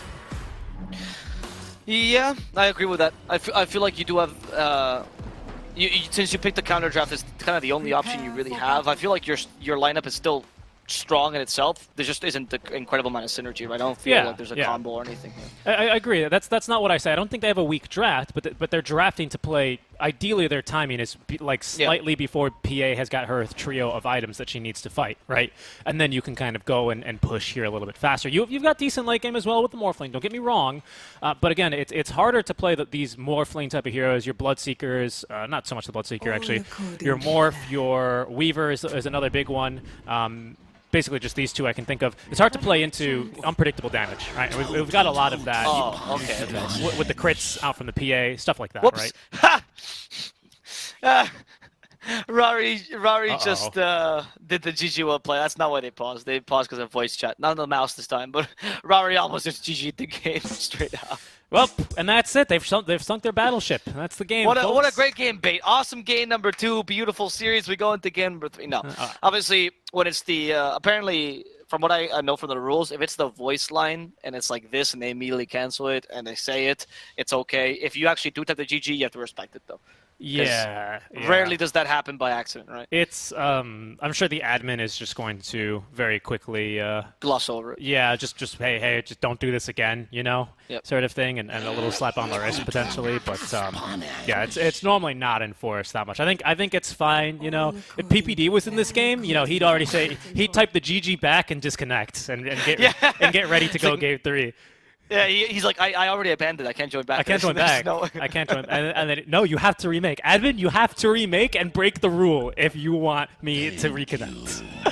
Oh, wow. That's very true. That would totally be something you would do. He's a competitor. Kind of justified. He knows. He knows. No, absolutely. Yeah, exactly. Absolutely. I really like this play, by the way, Bait. They've got the Hawk up here because now it's going to be hard to tell if they want to try and de-ward or anything like that. They're not going to exactly know.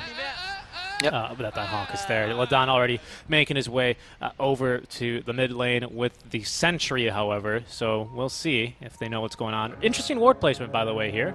Bait really looking to cover the mid lane. The second ward especially, right? Yeah. Like the first one is, we see this mid lane ward often, but the second ward is interesting. Is it, like it's partially mid lane rotations, it's partially as well if you're trying to hunt a support in the jungle, maybe? Because early on, your 4 can really trade with a 5. And now, especially because you're Radiant, and the camp down bottom, one of the pull camps for, like the medium camp, I think it is, that the offlane often uses for Dire as well to pull. That one is so close to the Dire tower that if you just push the 5 far away from this camp, it's honestly impossible to control this lane equilibrium. And the offlane has a really easier time. Yeah. So I also that was a huge pal for Dire. Definitely. Oh, I hate it when teams pause after the horn, because the horn does not resume. Now we just have this awkward silence before it begins. There we go. Do you want to make a horn sound? I do not. No, I do not. I was a string player. I was not in the band. Okay, so I would not be very good at making a horn sound. No. But I also think this ward is nice to have because if the Grimstroke were to just casually go mid lane, apply the Stroke of Fate, and allow Puck to close the gap, obviously naturally with the Jaunt, and be on top of Dendi, that might actually turn into a kill. So just. Maybe that's not exactly why they put the ward down, but I think it's an effect. It's a side effect of the other reasons you listed. I mean, it also helps you. Yeah, no, I agree with that point, especially because I think this lane's actually pretty good for the Leshrac. Nice play by them. It's a good lane for the Leshrac for reasons we explained in other broadcasts, but the idea is Lesh kind of forces the Puck to decide, what do I want to do? Do I want to let my tower potentially fall, depending, of course, the build of Leshrac, but don't want to let my tower fall, but that way I also get ganks and create space for my team, or don't want to stay here, farm a bit more, and protect my tower, but also disable my early game power spike, right? Not being able to utilize that effectively. And Leshrac kind of forces you into that position, particularly because it's very low cooldown pushing power, as opposed to say DK or DP. So it's a nice little matchup against the Puck. I like it, especially because Lesh also wants to stay in the mid lane for a while just to farm anyway. So yeah, I'm really curious to see once again. This time, not so much the item build, but more so the skill build for Dendi. It's very typical level 2, 101. And then at this stage, you decide, do I want to make the mid laner's life hell and max the Lightning Storm and the Split Earth like I would perhaps during the days of the safe lane Leshrac, or do I want to threaten to push mid? So okay, second point into the Lightning Storm. Not too decisive yet, but if he puts, if he gets his 4th skill point and and doesn't level Diabolic Edict, I do think this is going to allow the puck TSA? to look to rotate. They got the kill down bottom on TSA, relatively easy with Stifling Dagger. This combo, of course, is Grimstroke PA, very nice combo. We're talking about this, right? Fantastic 5. Their draft might be a bit countered because of some of the weaknesses that they have, but they have really good synergy between their heroes. From Grimstroke PA combo to the later Slaughter PA, even the Slaughter Dark Willow lane is very solid because of the nature of the heroes. I feel like that's one of the strengths they have, and they're already taking advantage of it. And PA is not too bothered by Beastmaster because she can kill the board with Stifling Dagger, so it's not the biggest deal for her. Yeah, this is, I think a lot of people will say this is kind of like the weakest Grimstroke duo that you can go for. You know, you've got like Riki is a little bit better than this. What's the big one? The Jug is like the fan favorite, right, as well for the pubs. But this one as well is really nice. Of course, the Phantom Strike to close the gap instantly and maximize the damage with Inkswell and that stun. A lot of the times, we don't see this work too often because of the particular lane matchup that the PA has. You know, if it's like a Tide Hunter, you know, top. It's not going to No care. Oh. It'll show around. Yeah, there we go. Yeah, that was a nice kill here by Fantastic 5, and Morphling is just desperately trying to find farm as a way for him, so he'll be fine. But it is tough for Watson here. He knows he has to sacrifice his support if he wants to get last hits out of this lane. Yeah, but again, this is going to mean that Stream Protector is not going to like have a game. I feel like obviously supports take a couple deaths early in the game. Not too surprising there, but if he's not able to play aggressively in the lane and really look to abuse Nature's Grass as they are cutting down his trees here, this is a nice strategy. Lidan starting off with the Quelling Blade. The trees do respawn 2 minutes faster now, so it's not as punishing to the Treant Protector, but you could see it's so difficult to make use of the Nature's Grasp here. But again, he needs to get something out of this lane here for No Fear, and this is not the lane really that you're going to be able to do so. Rari, yet again, we're going to try to kill Limitless. Can they get him with Stifling Dagger? Yes, that's going to be enough, I believe, right? Just a couple of last hits? No! The Battery Assault keeping them at bay in the south? Not going to be sufficient. Stroke of Fate just sniping him towards the MBZZ, showing I used to play mid, boys. I have the skill of mid laner in the support position. Yep, able to snipe him. No juke attempted there by Limitless. Just hiding behind the tree. Unfortunately, he was cut down all the same. And very, very strong start here for Fantastic 5, who again did kind of, I think we expect this given that they've got some really, really powerful lanes. So it's still up to, you know, Beastmaster eventually when he does get more points into the boards. Level 3, I'd say, especially now here on the boards. He's going to be able to start really bullying Rari. You can see actually they've managed to cancel the healing salve that I think was placed on him already. So he's not really in too great of a position. But already power treads being completed for Rari means that he's quite tanky, so he can stay in this lane a bit longer and absorb a little bit more harass. Not going for like the naked Battle Fury. In fact, they're going to look to punish TSA. Yeah. The Inkswell strong, once again, more kill from Fantastic 5 down bottom. This combo is working wonders for them, honestly. Fantastic 5 so happy with how the lane is going, especially considering Supernova is also doing a good job of not canceling the Morphling, but at least annoying him enough. So you already have a favorable carry matchup, and PA, once you get the Battle Fury, can match Morphling's farm, if not even beat it, honestly. So it's not a matchup that is easily recovered by the Morphling. He's not a hero that can just buy a farming item if he wants to farm fast. Yeah, very true, very true. The lane is going to get a little bit easier for Morphling, and then it's going to get really hard when Supernova hits level 6. But as we now probably will get this third point in the attribute shift, he'll be a little bit tankier. He's actually taking the points in Adaptive Strike. I believe that's just to try and push him away in case he is sprinting at you for a crush. Mid lane, Lidan, look at the ward coverage he has, though. They've almost kind of mirrored the early game wards that Beta put down, as we will be ganking here early on with first Dream Coil. Nicely done there, trying to stun himself. Dendy, will he be able to get saved? Doesn't look like it. Down he goes, tips onto Dendy and No Fear alike. It's another big play here, courtesy of Fantastic 5. A kill into the mid lane, and it's 5 unanswered kills across all 3 lanes here in favor of Fantastic 5. Top as well, they're going for Watson, and Watson, I mean, he just took 2 bashes there. He doesn't want to continue because there's no point in diving there. However, that's a huge, huge win for Fantastic 5. I think they saw that Dendy didn't go for the Diabolic Edict build, so more of a laning build. And this build is much easier to punish by just rotating supports mid, because this kill is so valuable for you. With the last, if you had gone Diabolic Edict, it's like no big deal, because you'll still push. You know, even if he's dying, his farm is not important. But the build that Dendy went for was specifically made so that he can get some farm early and be more of an impactful core. And of course, that gets cancelled by good rotations. Top yet again, look at this. Watson is honestly, he can't even get close to the lane. It's just the bashes. He doesn't have cross pace yet, and Watson's already suffering. He needs the Treant Protector here, who died, of course, so he's going to have to run all the way back top. And trees are not so good with movement, so that does take him some time.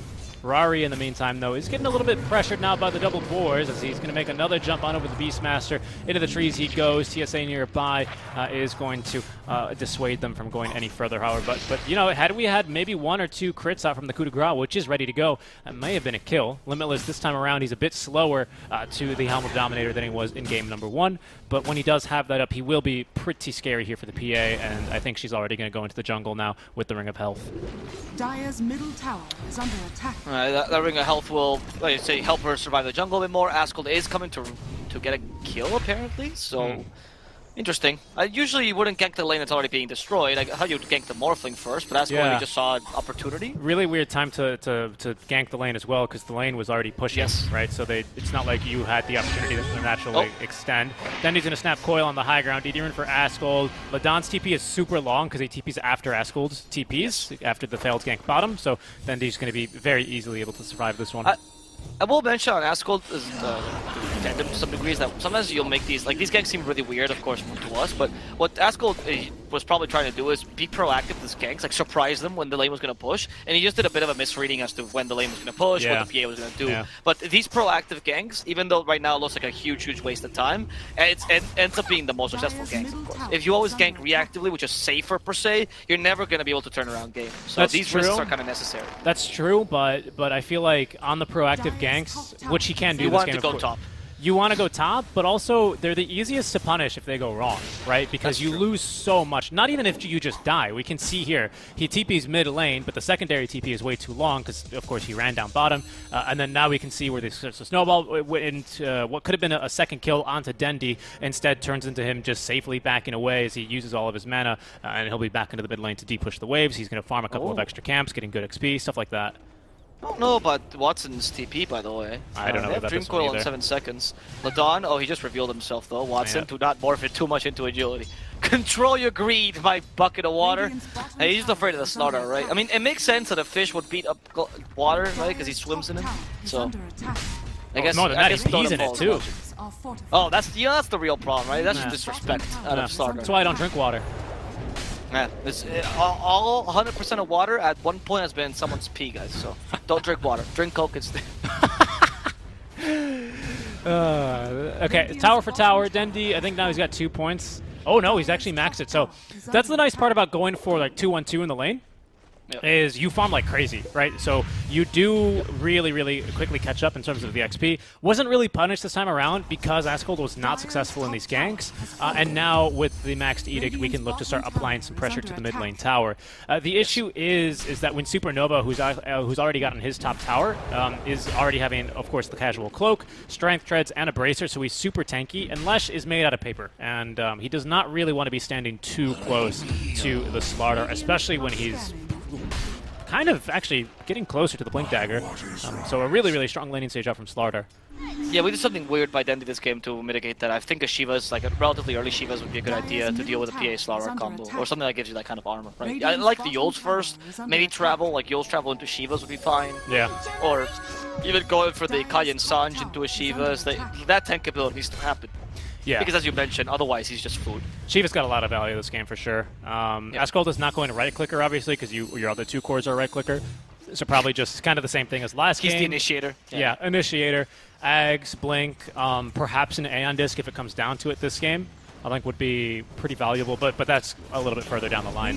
As they will be looking to try and push mid lane here with the wagon. Dendi is not nearby here, actually.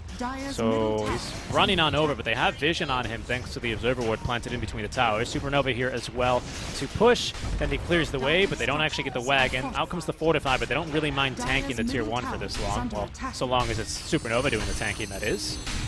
And I think this tower is going down.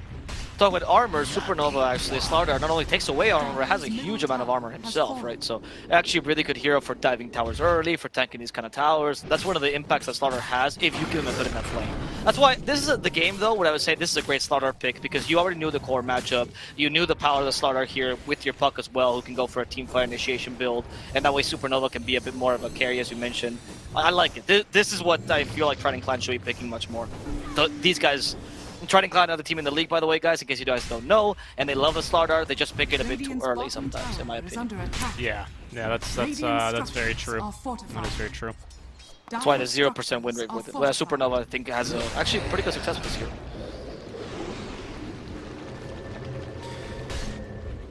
He does, actually, yeah. He really likes the melee in your face. I think actually what Supernova does best is he's really good at knowing who to jump in these fights, which is exactly like a skill that you want in your offlaner, right? Who to disable, who'd like to try and put the focus on. And I think that's why like the LC, the Underlord are some of his better heroes. I put Slardar up here as well, especially after the performance he's having this game. Blink Dagger finished up 12 minutes in. They're going to look to defend a tier 2 tower because Watson is here, diving past the tier 2, looking for the kill onto BZZ. Will find it. Silence is the Morphling, but he got off the strength gain. Now max strength. Dendi is here, so is No Fear, holding on to that overgrowth. Now uses it to try and punish Supernova here, who is going to drop eventually to the magic damage that Dendi deals. It's going to be a 3-for-1 special and a tier 2 tower off the bat of this. It's not exactly what you wanted with the Blink Dagger reveal here on the Slardar. And a very, very great fight from Bait. I don't think they were expecting Watson to show up that early in the fight. I'll see here as Watson going next into the Yasha, able to kind of just tank right up thanks to that Morbid Mask he's gone for. So it is going to be the stats build. Dendi using the speedrunner strategy, just standing outside next to the tier 1 tower to nuke it down. We've got no Fortify either remaining, as Ascald was looking to cut the waves.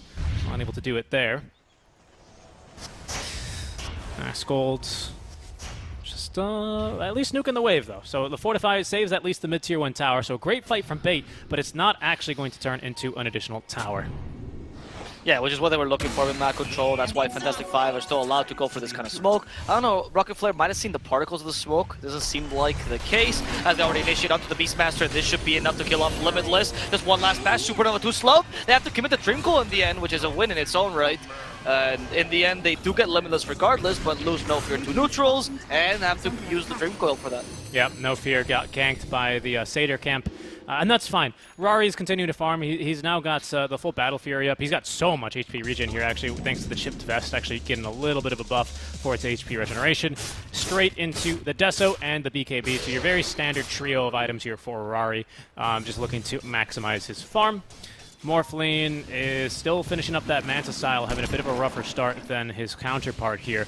And in fact, is even poorer than Supernova. Right now, Dendi, the only one who is out farming the enemy team. And that's mostly just, I mean, look at the stacks.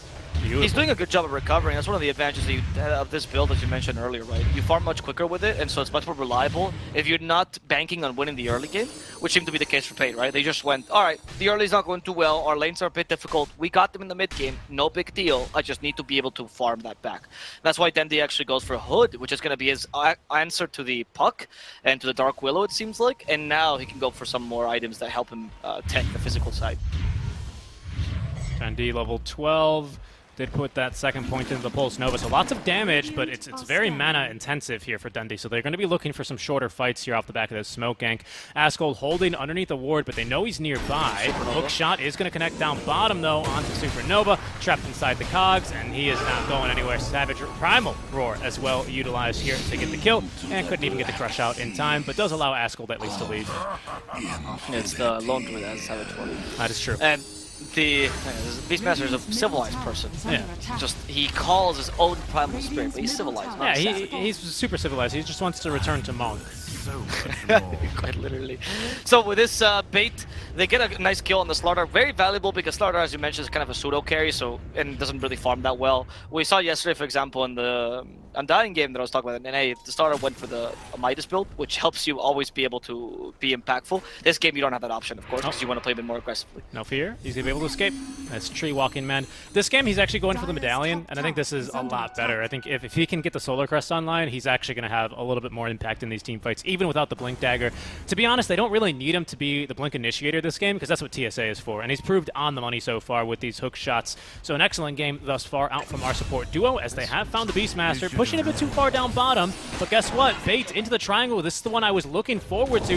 Darari, there's a TP's coming, but they're holding him down. Can they get the kill? No, he blink strikes down to the low ground, ticking away, but still alive on 60 HP, as they will be able to get that Phantom Strike thanks to the TPs of his supports. Now they're looking to punish here, BZZ, and Supernova jumping in there right into the cogs. Unfortunately, he's going to go forward. The Yule Scepter at least to purge it off, still stunning up TSA, but Dendi here holding the choke point, or at least trying to. as the damage onto TSA is going to nuke him down. No Fear nearby, trying to do whatever he can, but Dendi in the river, falling fast here to the likes of Supernova. Can't get out another bash, though, as Dendi melts Ladon. Plenty of heroes surrounding him there to share the damage out from the Bedlam. And it turns into a pretty successful play. Despite not getting the target, it's still going to be a position for the offlaner when you account for the Beastmaster kill down bottom. It was a bit of an overextension in the end by Fantastic Five. I feel like the Willow and Slar didn't have to die whatsoever. I wanted to mention, though, what an impressive play by Rari. I don't know if you saw, but he actually used Blur right as the Overgrowth was about to hit him. Sorry, the Split Earth was about to hit him, and the Overgrowth was coming out. And of course, the Overgrowth then missed. It couldn't actually hit him because it detected him because of the Blur. Even though Blur gives you a small moment where you're smoked despite people being next to you, and then of course you get dispelled. So really well played by Rari. Like that was, it could have been more precise. You could also argue it was a mistake by No Fear, a bit too hasty on that Overgrowth. But hold on, Morphling trying to in kill trouble. the Morphling. He's still silenced, but that Dream Coil is not going to be enough damage. Nobody to follow up. A good idea by Asgold, but unfortunately unsuccessful. Yeah, that's going to be the jungle promptly dewarded immediately, pretty much, as Asgold at least will follow through and go ahead and cut another wave in the top lane. So that's going to be nice, applying some pressure. Bait, again, looking to play it a little bit more aggressively. Actually, they're going to go for Roshi without the coil. They make the call. Okay, I mean, not the crazy idea. Slaughter's still alive, though, so you could fight this. We still have a Terrorize as well, potentially. And Fantastic Five, what are you going to try to do? Is it Terrorize first? We'll see. Ladon, Grapple Maze first, just to disturb him. There we go. The hook shot actually stopping poor Asgold. This Slithering Crush only for Dendi, however. He's going to tank a fair amount. Soulbind used with the Terrorize on top of that. Trying to kill off the Beastmaster first. Limitless will fall together with No Fear, no Beast, no trees. And the fish is destroying them, as it seems like the power of water from Supernova is too strong. They do manage to kill off Asgold the backlines, but they can't deal with Supernova just yet. Rari now fighting against Watson. Supernova wants to go back in. That's the Slithering Crush by Dendi, but Dendi just too tanky. Rari is forced to fence himself to safety, as Supernova will have to sacrifice himself for his team to retreat. It is Dendi in the end who kind of is the unkillable force here. No need to go for armor just yet, as PA is not online. That's helping them so much. We do have a Desolator now, however, on Rari, but no BKB, which means Ladon going in is a bit of a suicidal play, as you can't join in as Rari yet. Yep. And they go to the pit. We, unfortunately, that's going to put us behind the 8-ball a bit on our Helm of the Overlord. We were 500 gold away, but after the buyback, now we're another 1,000. Roshan is going to drop, so that's going to help make up the difference. And Aegis onto Watson. Nice morphs by Watson this game, by the way. He's turned into Puck both times. The second time around, they quickly learn on the fly here. Let me get this replay cut so we can take a look at how crucial the Slither Crush onto Dendi was. It was the only man he did crush, as you called out into the fight, but that's actually what allows him to actually continue fighting there. Otherwise, Dendi lands a stun and you just lose too many heroes early on in the engagement. So we'll take a look right here. Just look at the starter. Immediately going in to save the puck, but the crush immediately stops Dendi for the follow-up damage that they needed, and that allows them to continue actually fighting. So very, very nicely done. Morph as well, stealing the puck form, or borrowing, I suppose, and using that to get a secondary silence when needed as well. Helps them turn the tide here. No, I do feel like there was also... I mean, I just feel like the biggest impact there was definitely Supernova. He's taking the role of the carry until the PA can get BKB. Yeah. And once he gets BKB, I can feel him being really impactful. The problem is you can't really give farm to him. Asgold seems like he's easily caught out, though. He might need one defensive item, and he is considering it, right? Blink Dagger, Witchblade now into the BKB. Good idea to be able to not get caught so easily. Might even need to consider Linken's or an Aeon Disc later on. They might be able to punish Slaughter. Oh, he really wants to cross here into the mid lane. So they're going to scout him. Hook shot. Yep. Big kill for them, because you're right, at this stage he is kind of the carry. He's at his power spike, so it makes sense. Gonna try and at least take down TSA before he goes, but this, the lift there from Dendi is going to nuke him down. Another big kill there on a Supernova. That's just a Bedlam to farm, don't worry about it. And Watson as well, now with Manta Style completed, is going back for the E-Blade. So it's going to put some pressure onto the PA to use this BKB quite wisely, of course, because that BKB will give her a lot of immunity from the burst damage, but will leave her then open to, still hook shots, still the Primal Roar as clockwork. In trouble. Should just end up dying here, but No Fear showing up, threatening to use that Overgrowth, and given the heal to TSA, will save his life. That's going to be another Dream Coil not used for a kill. They just barely lack the damage. So, once more, until the PA just can fight. I don't feel like Fantastic 5 should be taking these on. I feel like Bait does a better job when they have to wait. I don't feel like Fantastic 5 has the same amount of patience, and we're starting to see it here, right? They forced a couple of fights that were just not the greatest, and given Bait a chance to use their power spikes much more effectively. Now Bait continued to push in this mid lane, again with the Helm of the Overlord, which is finally available, and the Ancient Granite Golem helps the Morphling so much. I mean, it's percentage HP, so with the Morphling, it's absolutely huge when he completely edge shifts. Yeah, exactly. He gets the benefit, basically, of having the Manta Style for the Dispel, but also does not lose out kind of on the effective HP that you would get from the Sanj. So he's just missing the status resist, unfortunately, but so far he looks like he needs that Dispel. Rari making the dive there after the kill onto No Fear. Great terrorize, but it doesn't catch Watson, allowing Rari to Blink Strike away up to the high ground. We have no follow-up stun here, unfortunately, no vision, as it even looks like Askold is going to be able to escape. Yeah, that is Askold, not Aincred. Watson is going to be left without any kills here. Only the Treant Protector taking a death, but a nice pick-off there in favor of Fantastic 5. That's going to close PA in on her BKB a bit more. Slaughter as well, he's really getting close to his, and then I think Bait are going to be a little bit on the back foot with the dual BKB time in here. Maybe even try BKB time in here with Puck making good progress as well. That is true. That should be the next power spike for Fantastic 5. But Bait, no fear. Why? Is that a freebie? I'm not sure, Askold. Okay, no, yeah, activates the blink. That's the second Witchblade hit, and even the Dream Coil. Okay. Witchblade would have just ticked him down there, but I guess you really, really hate No Fear. Yeah. They really want that bottom tier 1 tower, I think is what it comes down to as well. He's been very keen to defend it both times. Kind of just TP's bottom, dies, TP's bottom, dies. But he gets out the Dream Coil. Not too big of a loss for Fantastic 5, because again, they get the tower. They at least get something in exchange for the mid-tier 2, which was taken down. And yes, not having Coil sucks, but honestly, we weren't going to be fighting anyway. So in these next couple of, singular minute, because the Aegis is going to be up, and then by then, you'll have Dream Coil ready to go again. So why not? Relatively short cooldown ultimate. I mean, there's an argument you could make that just playing against Treant Protector, the stress of having to kill that tower and constantly being healed, just go, fine, I just want to take it no matter what, right? Yeah. The tower is important, I want the map control, stop healing the stupid tower. Yeah, for sure. Watson already has the Ghost Scepter closing in on the on that Eagle Song now. As TPing away will be BZZ and the Slaughter. Dendi cutting the wave here. Going for the Sanj and Kaya, now being both delivered. So he is an extra tanky boy. He's gone as well for the Eternal Shroud. I believe we saw this build and a Bloodstone with an Oracle that just kind of made a Leshrac unkillable. Aegis reclaimed, by the way. Yeah, we did see this build of the Bloodstone with Kaya and Sanj and Nether Shell, but I feel like we did see also the Leshrac actually going for this exact build, Eternal Shroud, just Kaya and Sanj, no Bloodstone, just for this super spell lifesteal, and it worked as well against the physical damage lineup on top of that. And now, of course, the Shiva's travels, and I was just... He's got the vision, does connect here onto the PA. She's got Phantom Strike, so they're going to try and push her away. Primal Roar going to connect. We've got Overgrowth at the ready that they're going to need to use it. Terrorize and the double stun. Everything committed to take down Rari, who had BKB, but no time to use it. Everyone else is going to be able to retreat here relatively safely. That's going to be a minute without the PA, however, as Bait are going to be looking to try and turn this into anything else. Unfortunately, it's going to be difficult, so probably just some wards planted off the back of this kill. Clockwork, by the way, opting for the Pint of Insight.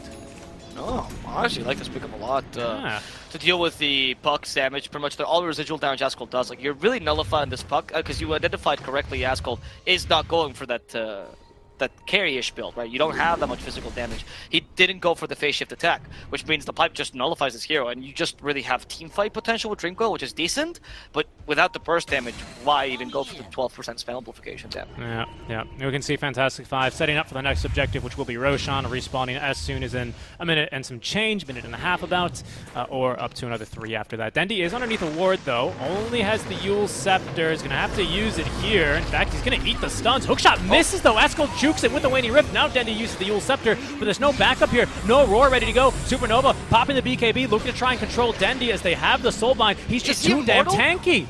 He's too tanky. Inkswell's not going to be enough damage, and now Watson looking to counter-initiate. Askel really wants to get this kill as Rari finally jumping the back lines, eats the Primal Roar, as there's going to be the regen rune popped by Askel. He's going to be back in the fight on full HP, but no, they get into the pit and cancel the regeneration, but Bait falling like flies. They finally have taken down Supernova. Beastmaster fighting versus Rari, as Watson still trying to struggle to catch up to these two. Rari is at least going to be saved here by the Terrorize, forcing Morphling back up to the high ground, as Beastmaster left in the pit is still alive thanks to the living armor.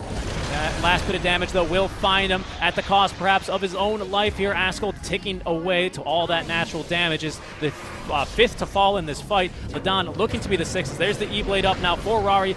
Nice Manta style, though. The Rari stun still connecting thanks to the Inkswell, looking to try and get back out of the pit. Great Force Staff as the Adaptive Strike chasing him down. Watson and No Fear considering, thinking about going for more, but they will back up now after a casual crit onto No Fear.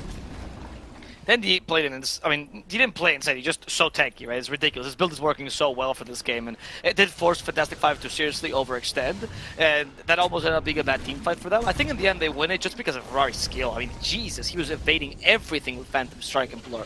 It was incredible. This is one of the few players that I like seeing an Ags on, even if you are not losing, just for the sake of the Blur cooldown, right? Because of how he abused his ability. It's insane. Rari played such a good mobile team fight. I feel like if it wasn't because of him, that team fight would have gone completely haywire for Fantastic Five. Oh, yeah. Oh, yeah. Very, very nicely done indeed. And shout out to as well. I don't know if he did it on purpose, but let's assume he did. Askel using Waning Rift to not only silence Dendi, but to just juke the hook shot. Yeah, the hook shot. Yeah, he did do it. I'm assuming he did it on purpose. I think it was, right? because they have a ward on the high ground, so it would make sense. Yeah. As they get rid of it was a bit too precise, because you saw as the hookshot came out, like literally the animation completed, he used the Waiting Rift, right? Yeah, I'm a bit hesitant to cut to replay here, because it looks like Roshan is going to be a bit of a fast one here. Both teams gearing up and ready to fight into it. Lots of vision being utilized here. We'll do it now briefly. Let's see if we can get away with it, but just take a look at this. Dendi walking right on it, fighting underneath the ward. Should be a pretty easy pickoff here for Fantastic Five, especially when Rari ends up joining, but he's just too darn tanky. It's a smoke play. It's a smoke play. There they go. Yeah, Askel's not nearby, though. This is pretty good for them. Unless force-staffing the start to the slowdown, that might just save you. Supernova, considering re-engaging. Rari as well. He starts the BKB. They want to go for Dendi first, but he's a bit too tanky. Great overgrowth. The clock instead. Dendi surviving thanks to the Ghost Scepter. And left from a roar stops Rari. Follow the Dream Coil on the floor. There's just no follow-up damage. Rari needs to get away somehow. Rari with the Inksoul not going to help too much. He is in the low ground, however. The Morphling chases after him, turns into him, and now proceeds to attack him, but it's not going to be enough.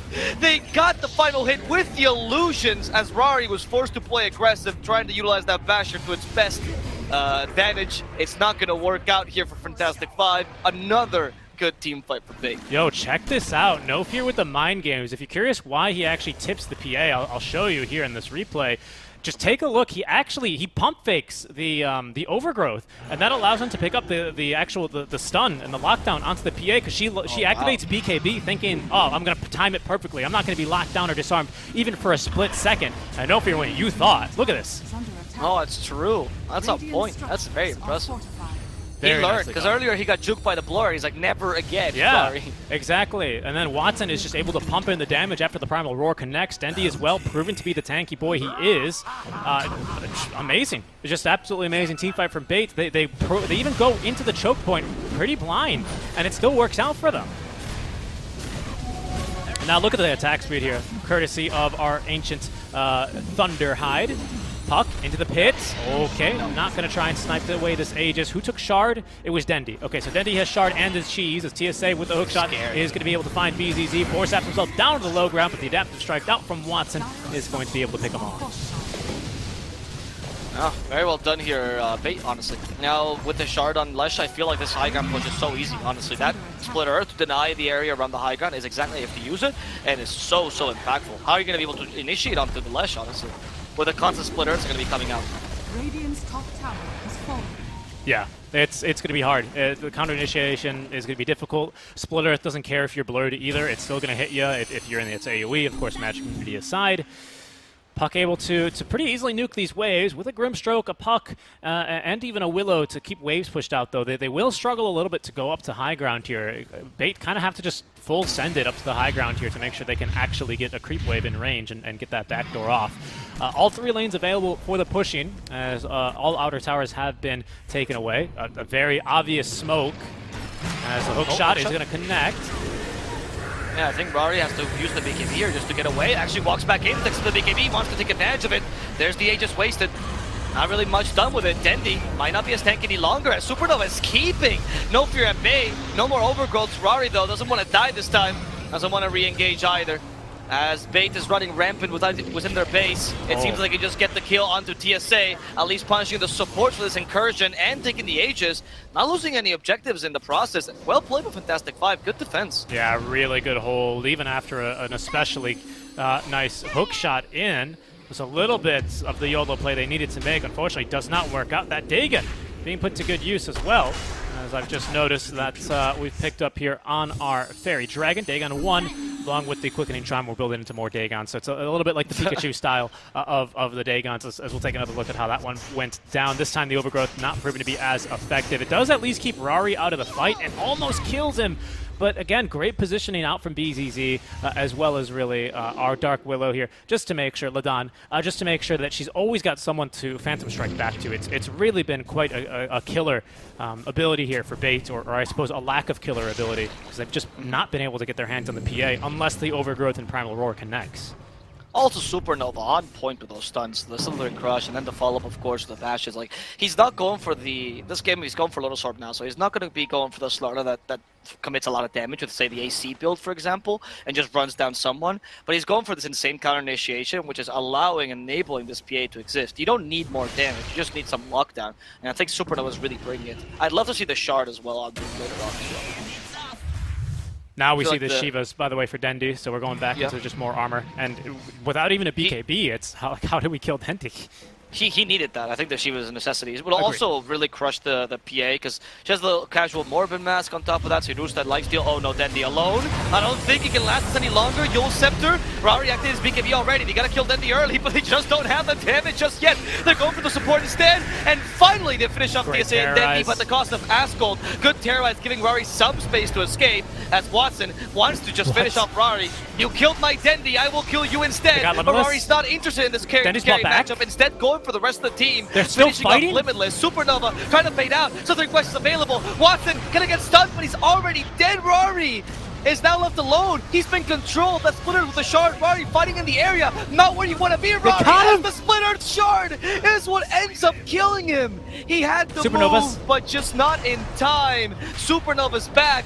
Wanting to punish the Morphling. He's out of mana, so he can quite literally not attribute shift. And I think Supernova has decided that he's the carry now. Chasing after Morphling. He's now in the water. Supernova just a bit faster. Slithering Crush on top of that. They go for the Protector. That might be the easier kill, but it's not the kill that you want. You want the carry right now, and they're gonna go for both. He stayed too long. Watson should have left. Dendi even joining towards the end. Why, Dendi? Why? Dying twice there. A dieback from Dendi, underestimating the power of this mashing fish who's looking for the last kill here. It's gonna be a clockwork, but TSA, oh no, turned around for the Rocket Flare. But he has a Ghost Scepter. It's fine. We're all good. I can't believe how many times Bait have fought literally right underneath an Observer Ward for Fantastic 5 and have gotten away with it. And this is more of what I was expecting it to look like, to be honest. Just a really, really messy fight here, as at least this pause is going to give us plenty of time to take another look at it. Buyback galores. They at least eventually get rid of Rari, but at such a high cost. I thought Dendi was going to take, well, he did end up taking a second death, but I thought he was going to die a lot sooner than he actually did as well. Oh my lord, what was that fight? That was, I wouldn't know if it was messy. I think it was just chaotic to some degree. It was hard to gauge. I think even the teams didn't know who was winning that fight halfway through, right? Because of all the buybacks that were spent on it. And here we actually get to see it. I like the smoke play, though, in the beginning, of course. Dendi probably was not expecting this, but Dendi was just too tanky, right? In this initiation, Rari, there is a point that you can tell where he's like, you know, I'm not going to kill cores anymore. I'm just going to go for the supports instead. And that's where he starts going, right? And he starts actually avoiding the Morphling in the fight. And I feel like that's when Fantastic 5 actually start playing the fight better, right? Rari utilizing his mobility, everyone trying to stop the Morphling from being too impactful. He's still killing heroes around, but Rari is messing with nobody but he's messing with everybody but the Morphling, of course. He knows he can't win that core-to-core matchup. Yeah, and I think what's also interesting here is this is the difference of using Overgrowth when it's used as like a defensive and a save ability compared to Overgrowth like winning a team fight, right? Because this Overgrowth was to try and save Dendy's life, but there was there's no one else there to force BKB for Fantastic Five, and I think that's kind of a problem here. They can tank through at least the 2.5 seconds that Yules gives you. They can tank through 2.5 seconds of that Pulse Nova, no problem, right? They don't have to use BKBs for that, so they can save their Dispels for that Overgrowth, and then they're just still completely all over Dendy. So really, really difficult for them. That's kind of a bit of the double-edgedness of this draft, that yes, we have a lot of abilities that go through BKB, Overgrowth, Primal Roar, and the hook shot, but also that means they can save BKB for one of the big ultimates, and that feels really weak here.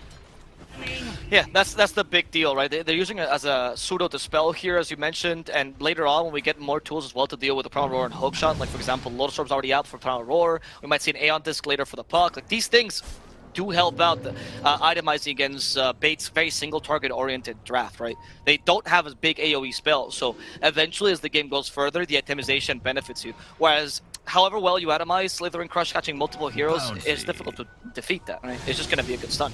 Yeah. And that's one of the advantages Fantastic Five comes to the late game. Puck going into an Aether Lens now. I assume it's going to be for the Bloodstone, but I'm not really sure. Just casual Aether. Yeah, it's recipes on the way. For the Octarine core, you mean? Octarine, yes, thank you. But I thought for sure we'd finish off this Dagon, but apparently they after that fight, they don't really care if Morphling is going to be max strength, because with all the minus armor, they shoot through him very, very easily. Yes, I agree. I feel like the PA is good enough to deal with the Morph once you kill everyone around it. Like, the problem is when Morph has teammates that are keeping the PA at bay.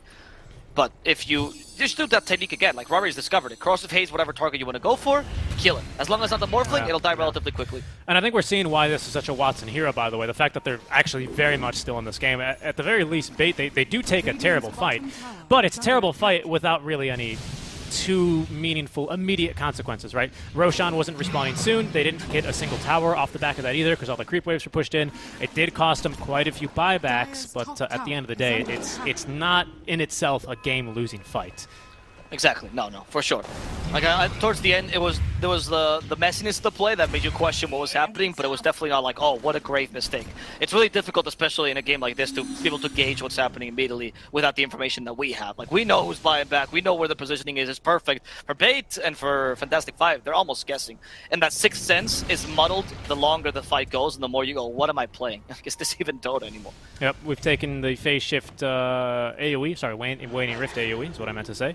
And the range. Morphling 25 has taken the waveform charges. We're about to hit 25. Well, not about, but we're approaching very quickly 25 for Dendy. Rari lagging behind here just a little bit at level 23, but with the Satanic and the Basher ready to go, as well as the Paladin Sword to buff your HP lifesteal a little bit. So this could be a big moment as Fantastic 5 smoke up yet again, and yet again, we'll jump Dendy in the river here, and the burst damage this time, it's too high, but the hook shot saving him potentially. He gets off the Yule Scepter. TSA sacrificing his own life as Dendy with the Spider Legs up to the high ground, but Ascol gives the vision, and Rari will nuke him down using both the Phantom Strike as well as the Dream Coil. Rari finishing off No Fear in the river as Watson held in place and killed.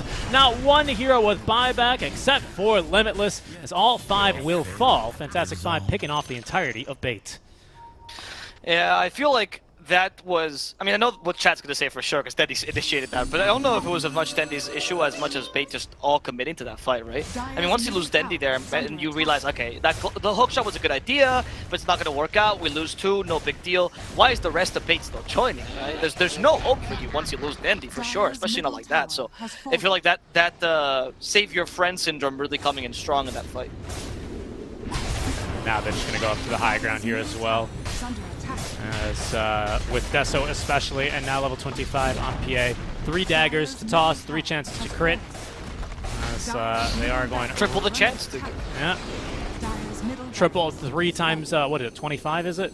Or it's not 25. No, imagine. 50%. Yeah, respect. It's a good thing it's not 16, eh? Yeah, no, 17. I thought it was 16, 1/6. for like your Spirit Breaker bashes and whatever, 16%, 17. Oh, it is 17. You're right. Yeah, it is 17, right? Because it's a prime number. That's why I always know. You never trust prime numbers. They're unsafe. Rari, they're gonna find the Roshan. Who you give the axe to? Actually, Base Slaughter? No. Okay. No, you leave it in the pit for you leave it. Just so it can marinate in the Roshan juices. There you go. You give it to Rari. Because Slaughter almost built his, so I understand this. It's not like an axe from the Alk, which actually gives the gold. It's just useless. So you might as well, let Slaughter finish it up. There we go. That's axe for Slaughter.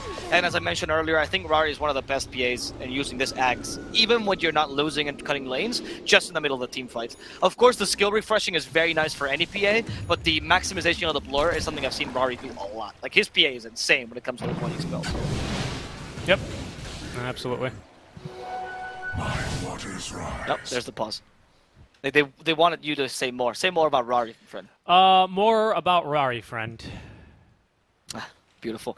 The voice comes not working for Fantastic 5, much like Seek and Strike's brain. But what can you tell me right now about this matchup? Do you think that Bait still have what it takes to be able to win these fights, or is it a bit too long gone now, as PA has 10k over the Morph? I think this Ags is a really big problem. Usually, we used to see this Ags like almost exclusively when PA had like 1, maybe 2 items, but the rest of the team was losing because PA was forcing them to play a 1v5, or sorry, a 4v5.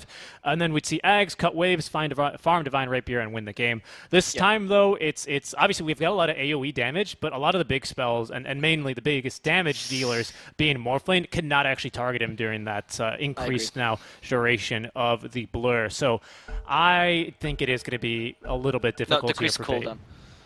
Decrease cooldown, yeah, and of course refresh, but I think he's going to have a really hard time. They're going to have a really, really tough time versus this PA. I would agree with you on that. I think a single target thing is really what's pushing them back. Like, the Overgrowth is probably their best area spell, and that is also denied by Blur, which sucks, right? Imagine having an AoE stun that can't go through that Blur. That feels like you just picked a hero for nothing in that sense. And I guess the Split Earth, you can consider that, but Split Earth is really good with the Shard, mind you, when you have the advantage, right? When the area denial matters because you decide where and when to fight. If you don't decide and enemy team decides, Split Earth is at best a zone out spell. Yeah, that's very true, especially if they keep just jumping on to you as they have done time and time and time. So much Part of me. Because Dendy has to play that role, right? Like, if he's not the tank, per se, who's going to make it? The Beastmaster? He shouldn't be in that position. Flame Protector can't do that either. If Morphling gets caught like that, he dies. So it has to be Dendy that's forced to play that way, which is why we've seen him always dying first in the fights. It's really not, like, mistakes by him. It's just the role he's kind of been thwarted upon. No, for sure. I agree with that. It's just... It is really difficult now at this stage. There's Ags completed for our Slardar. Level 25 is gone for the Corrosive Haze. Undispellable. Bit of a problem here for our Morphlane, mostly because of the minus armor. Yep. And to a lesser degree the vision. He can't really juke anymore with the 2 charges of Waveform that he has. So that advantage has been a bit nullified. In BCC actually closing in. He's got the +3 hits to kill Phantom Talent, which also might be a bit of a problem if we don't have a Dispel ready to go for the Morphling. Oh, that's so annoying. Oh, that's so annoying. I agree with that. Yeah. That's a big deal. Especially because now Morphling getting bursted, he can get attribute shift off in time. His attack speed is decent, but he doesn't have needs the Manta to be able to dispel that. Yep. I guess Ninja Gear might help you though, because that also gets the Phantom away. Down bottom, so that's gold. Chasing after Limitless. Commits the coil here. There's another... Actually, everyone is TPing on back here for the side. Can they actually punish? Can they catch anyone on the way out? Oh, TSA tried, but he's too late. Limitless trying to TP. Oh, he got it! Yeah, he did. Doesn't even have the shard, actually, so a bit surprising. But he's going to keep the Beastmaster anyway. Rari continuing to just kill creeps. And that's a big death on Limitless. It's not bad. He at least buys the team a little bit more time because it's really the Aegis that is such a huge problem right now. So they're going to be able to re-push these waves back out and then try and get some wards up and hold yet again a second time. So a noble effort there for the Rat play. I could not believe Slithering Crush hit him there, honestly. That was quite literally the definition of just the tip there. Yeah. Slithering Crush should have missed, and like I said, no shard, which he's getting now, by the way, on Supernova. So it's looking scary. Like, the Slaughter is a really good late game offlaner carry, honestly, because he fulfills like a pseudo role between the two. Initiator that also hits hard. I like it a lot. Lotus Orb also makes him really difficult to kill. Bait, best bet they have right now is cutting lanes. They're making the right plays. The problem is you're so far gone now that even when making the right plays, you might not have a chance to win the game. Yeah, Stream Protector going to TP away rather than push bottom lanes because there's no point. Healing the tower here. They actually might get backdoor to kick in for just a little bit here. Maybe if they're lucky.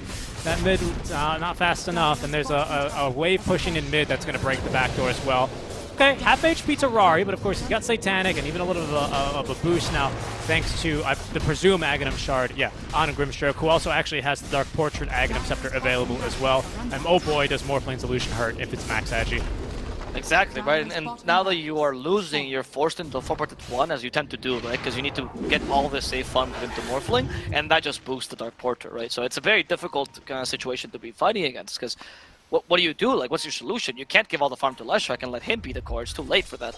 The Morphling alone cannot beat this because of Dark Portrait plus the PA. So best thing you can do right now is try to get pickoffs to the Beastmaster, honestly. The cutting lanes is nice, but if you could get some important kill like the Slardar or the Puck, that might net you a team fight.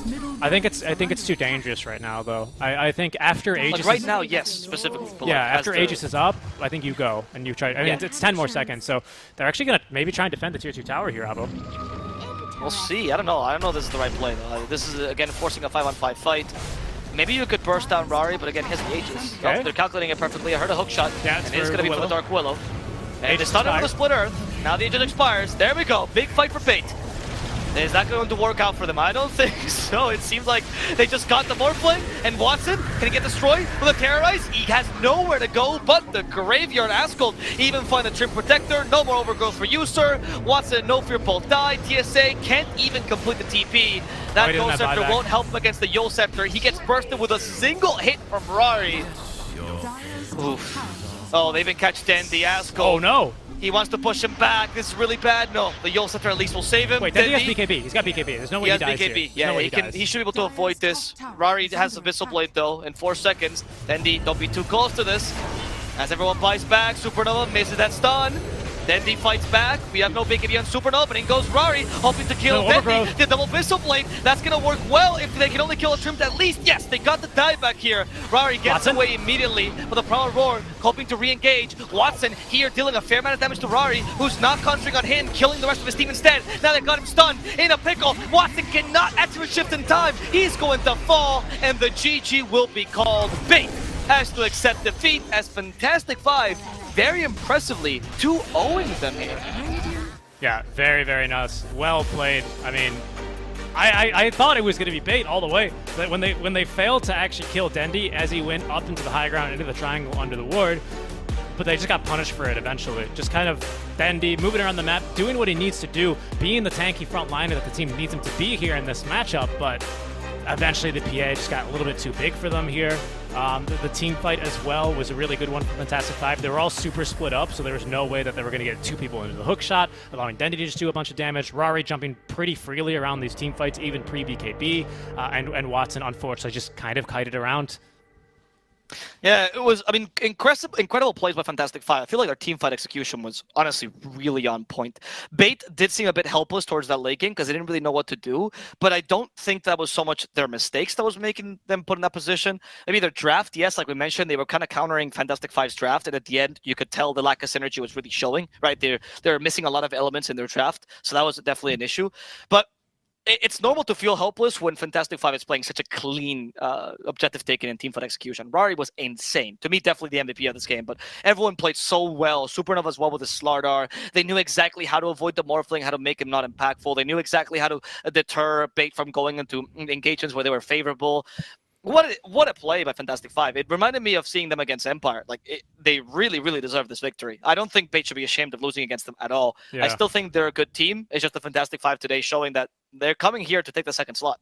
Exactly, and real quick, I just want to point out, if we take a look at like the net worth per the lane, whereas last game it was Limitless who was on top very early on, and then kind of just a force to be reckoned with.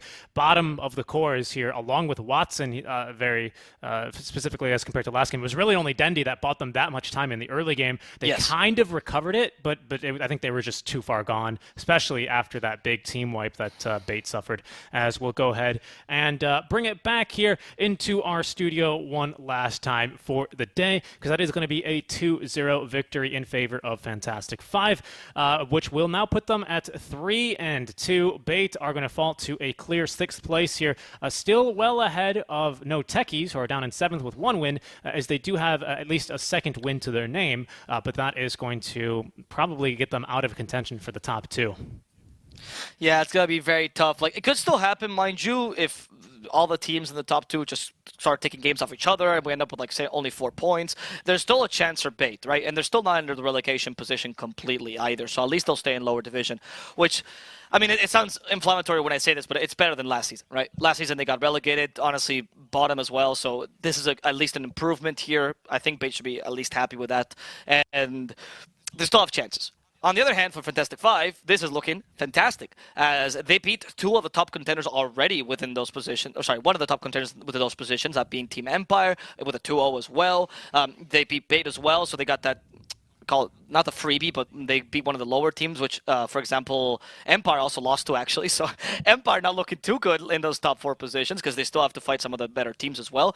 And Fantastic Five, I mean, they do have a real chance, especially from almost being relegated last season. They came in like 3rd to last, so very, very close when they were IPG. Now being picked up Fantastic Five, starting a bit weak this early season, and now, I mean, look at how they were playing. This is the new blood I'm looking for in the lower division. Yeah, exactly. The storylines continue to develop here in the lower division, where Bait, unfortunately, even with now their 5th iteration of the roster, still kind of struggling to find success, and the rosters that have been sticking together, like Fantastic Five, with some minor adjustments, are making the plays happen.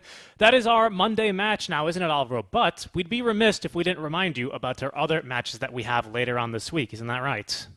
Yes, it is. We have a schedule for you guys, so you guys can check out the other matches that we have throughout this week. Here we go. Sorry, I don't want to cover the schedule. So for Thursday, it's our double match day. We start at 12 CST, or at noon, 11 if you're in the UK, 1 p.m. if you are in Russia. And we start with Trident Clan versus Team Empire. An important match for Empire, because if they happen to lose against Trident Clan, they're pretty much out of contention for that top slot. They got to get this freebie win. And in the case of Trident Clan, also a very important match, because if they win this, which honestly they're looking kind of good, they might be able to pull this off, they would actually be able to save themselves from the relegation, or rather the elimination, I guess, because there's nothing below lower division.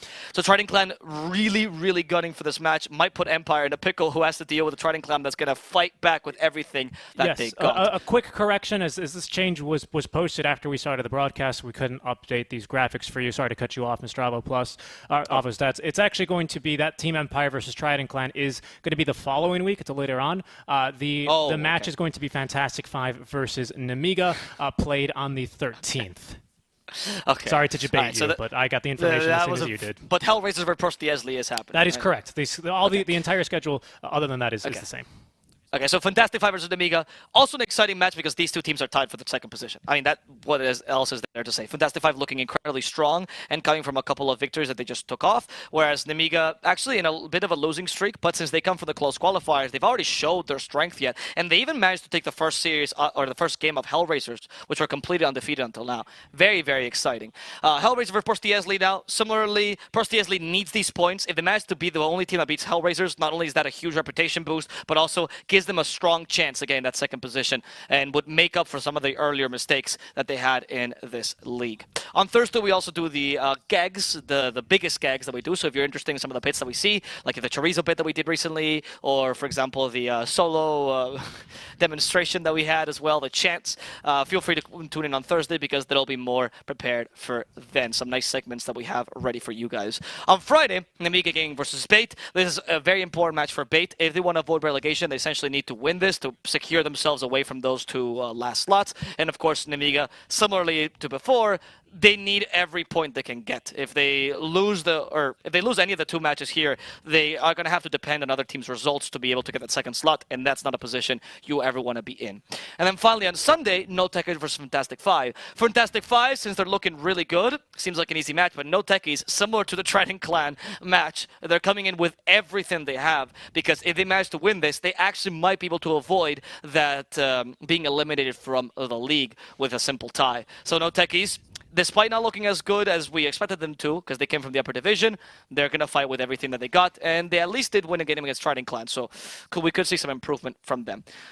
Tune in for these matches if you're interested. My recommendation is, guys, lower division is, if we allow me a comparison from Eastern European cuisine, it's very similar to borscht, because at first you look at it, they give you the plate and you go, why, right? And then you put it in your mouth and you eat it, you go, wow, this is the best thing I ever tasted. It's like God is crying in my soup. So I do recommend that you watch lower division. At first, you might not like it. You don't really know what you're watching. Not every team is well known. But as you start to notice the storylines, some of the more unique play styles of the players, you really start to enjoy the uniqueness of this Eastern European lower division. Back to you, Richie.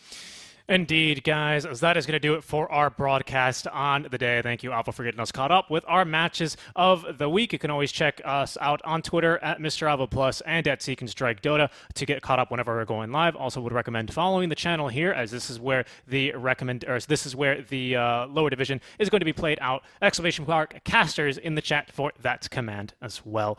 That's going to do it. We return Thursday at high noon CEST for our first match of the day, guys. On behalf of Alvaro and myself, thank you guys again so much for tuning in. We hope you enjoyed the coverage, and we look forward to seeing you guys on Thursday when the ESL One Eastern European DPC Online League Lower Division Season number 2, powered by Intel, returns. Until then. Here we go, go, go, let us heal and grow. You won't be alone, we're unstoppable. Don't be afraid to show what we're going for. This is what we know. Here we come back to life, we're still breathing. Standing up, everybody's gonna see it. Oh, all you need to know is that we're holding on. Even if we fall, we will rise up and we follow the path that we believe in. No, we're not gonna stop until we reach it. Oh, all you need to know is that we're holding on. We rise up from the dust and clean our throat.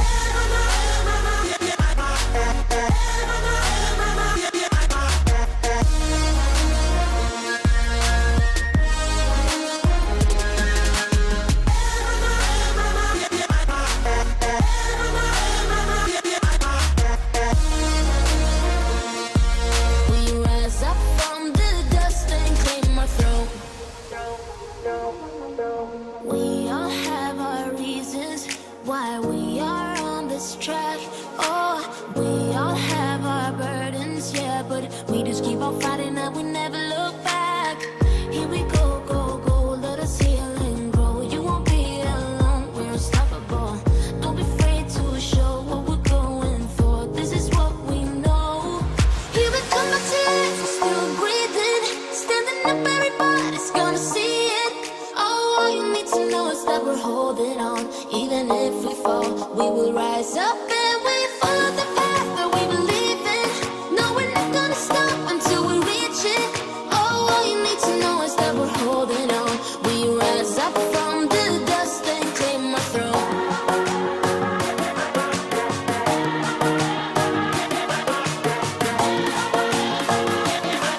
We rise up from the dust and claim our throne.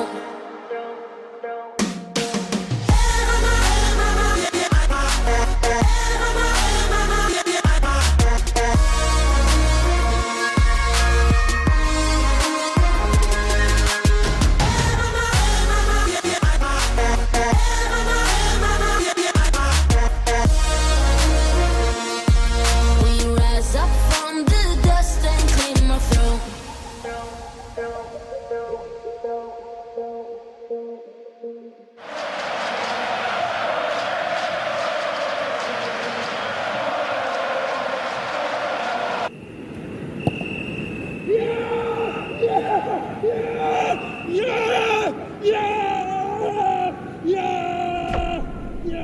Start your esports career now at play.eslgaming.com.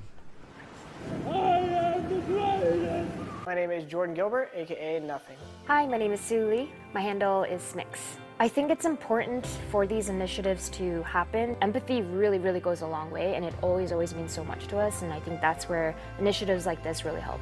I encourage everyone in the community, anytime they see bullying, anytime they see someone getting called names, I encourage you to step up and say something. Good luck, have fun. Good luck, have fun.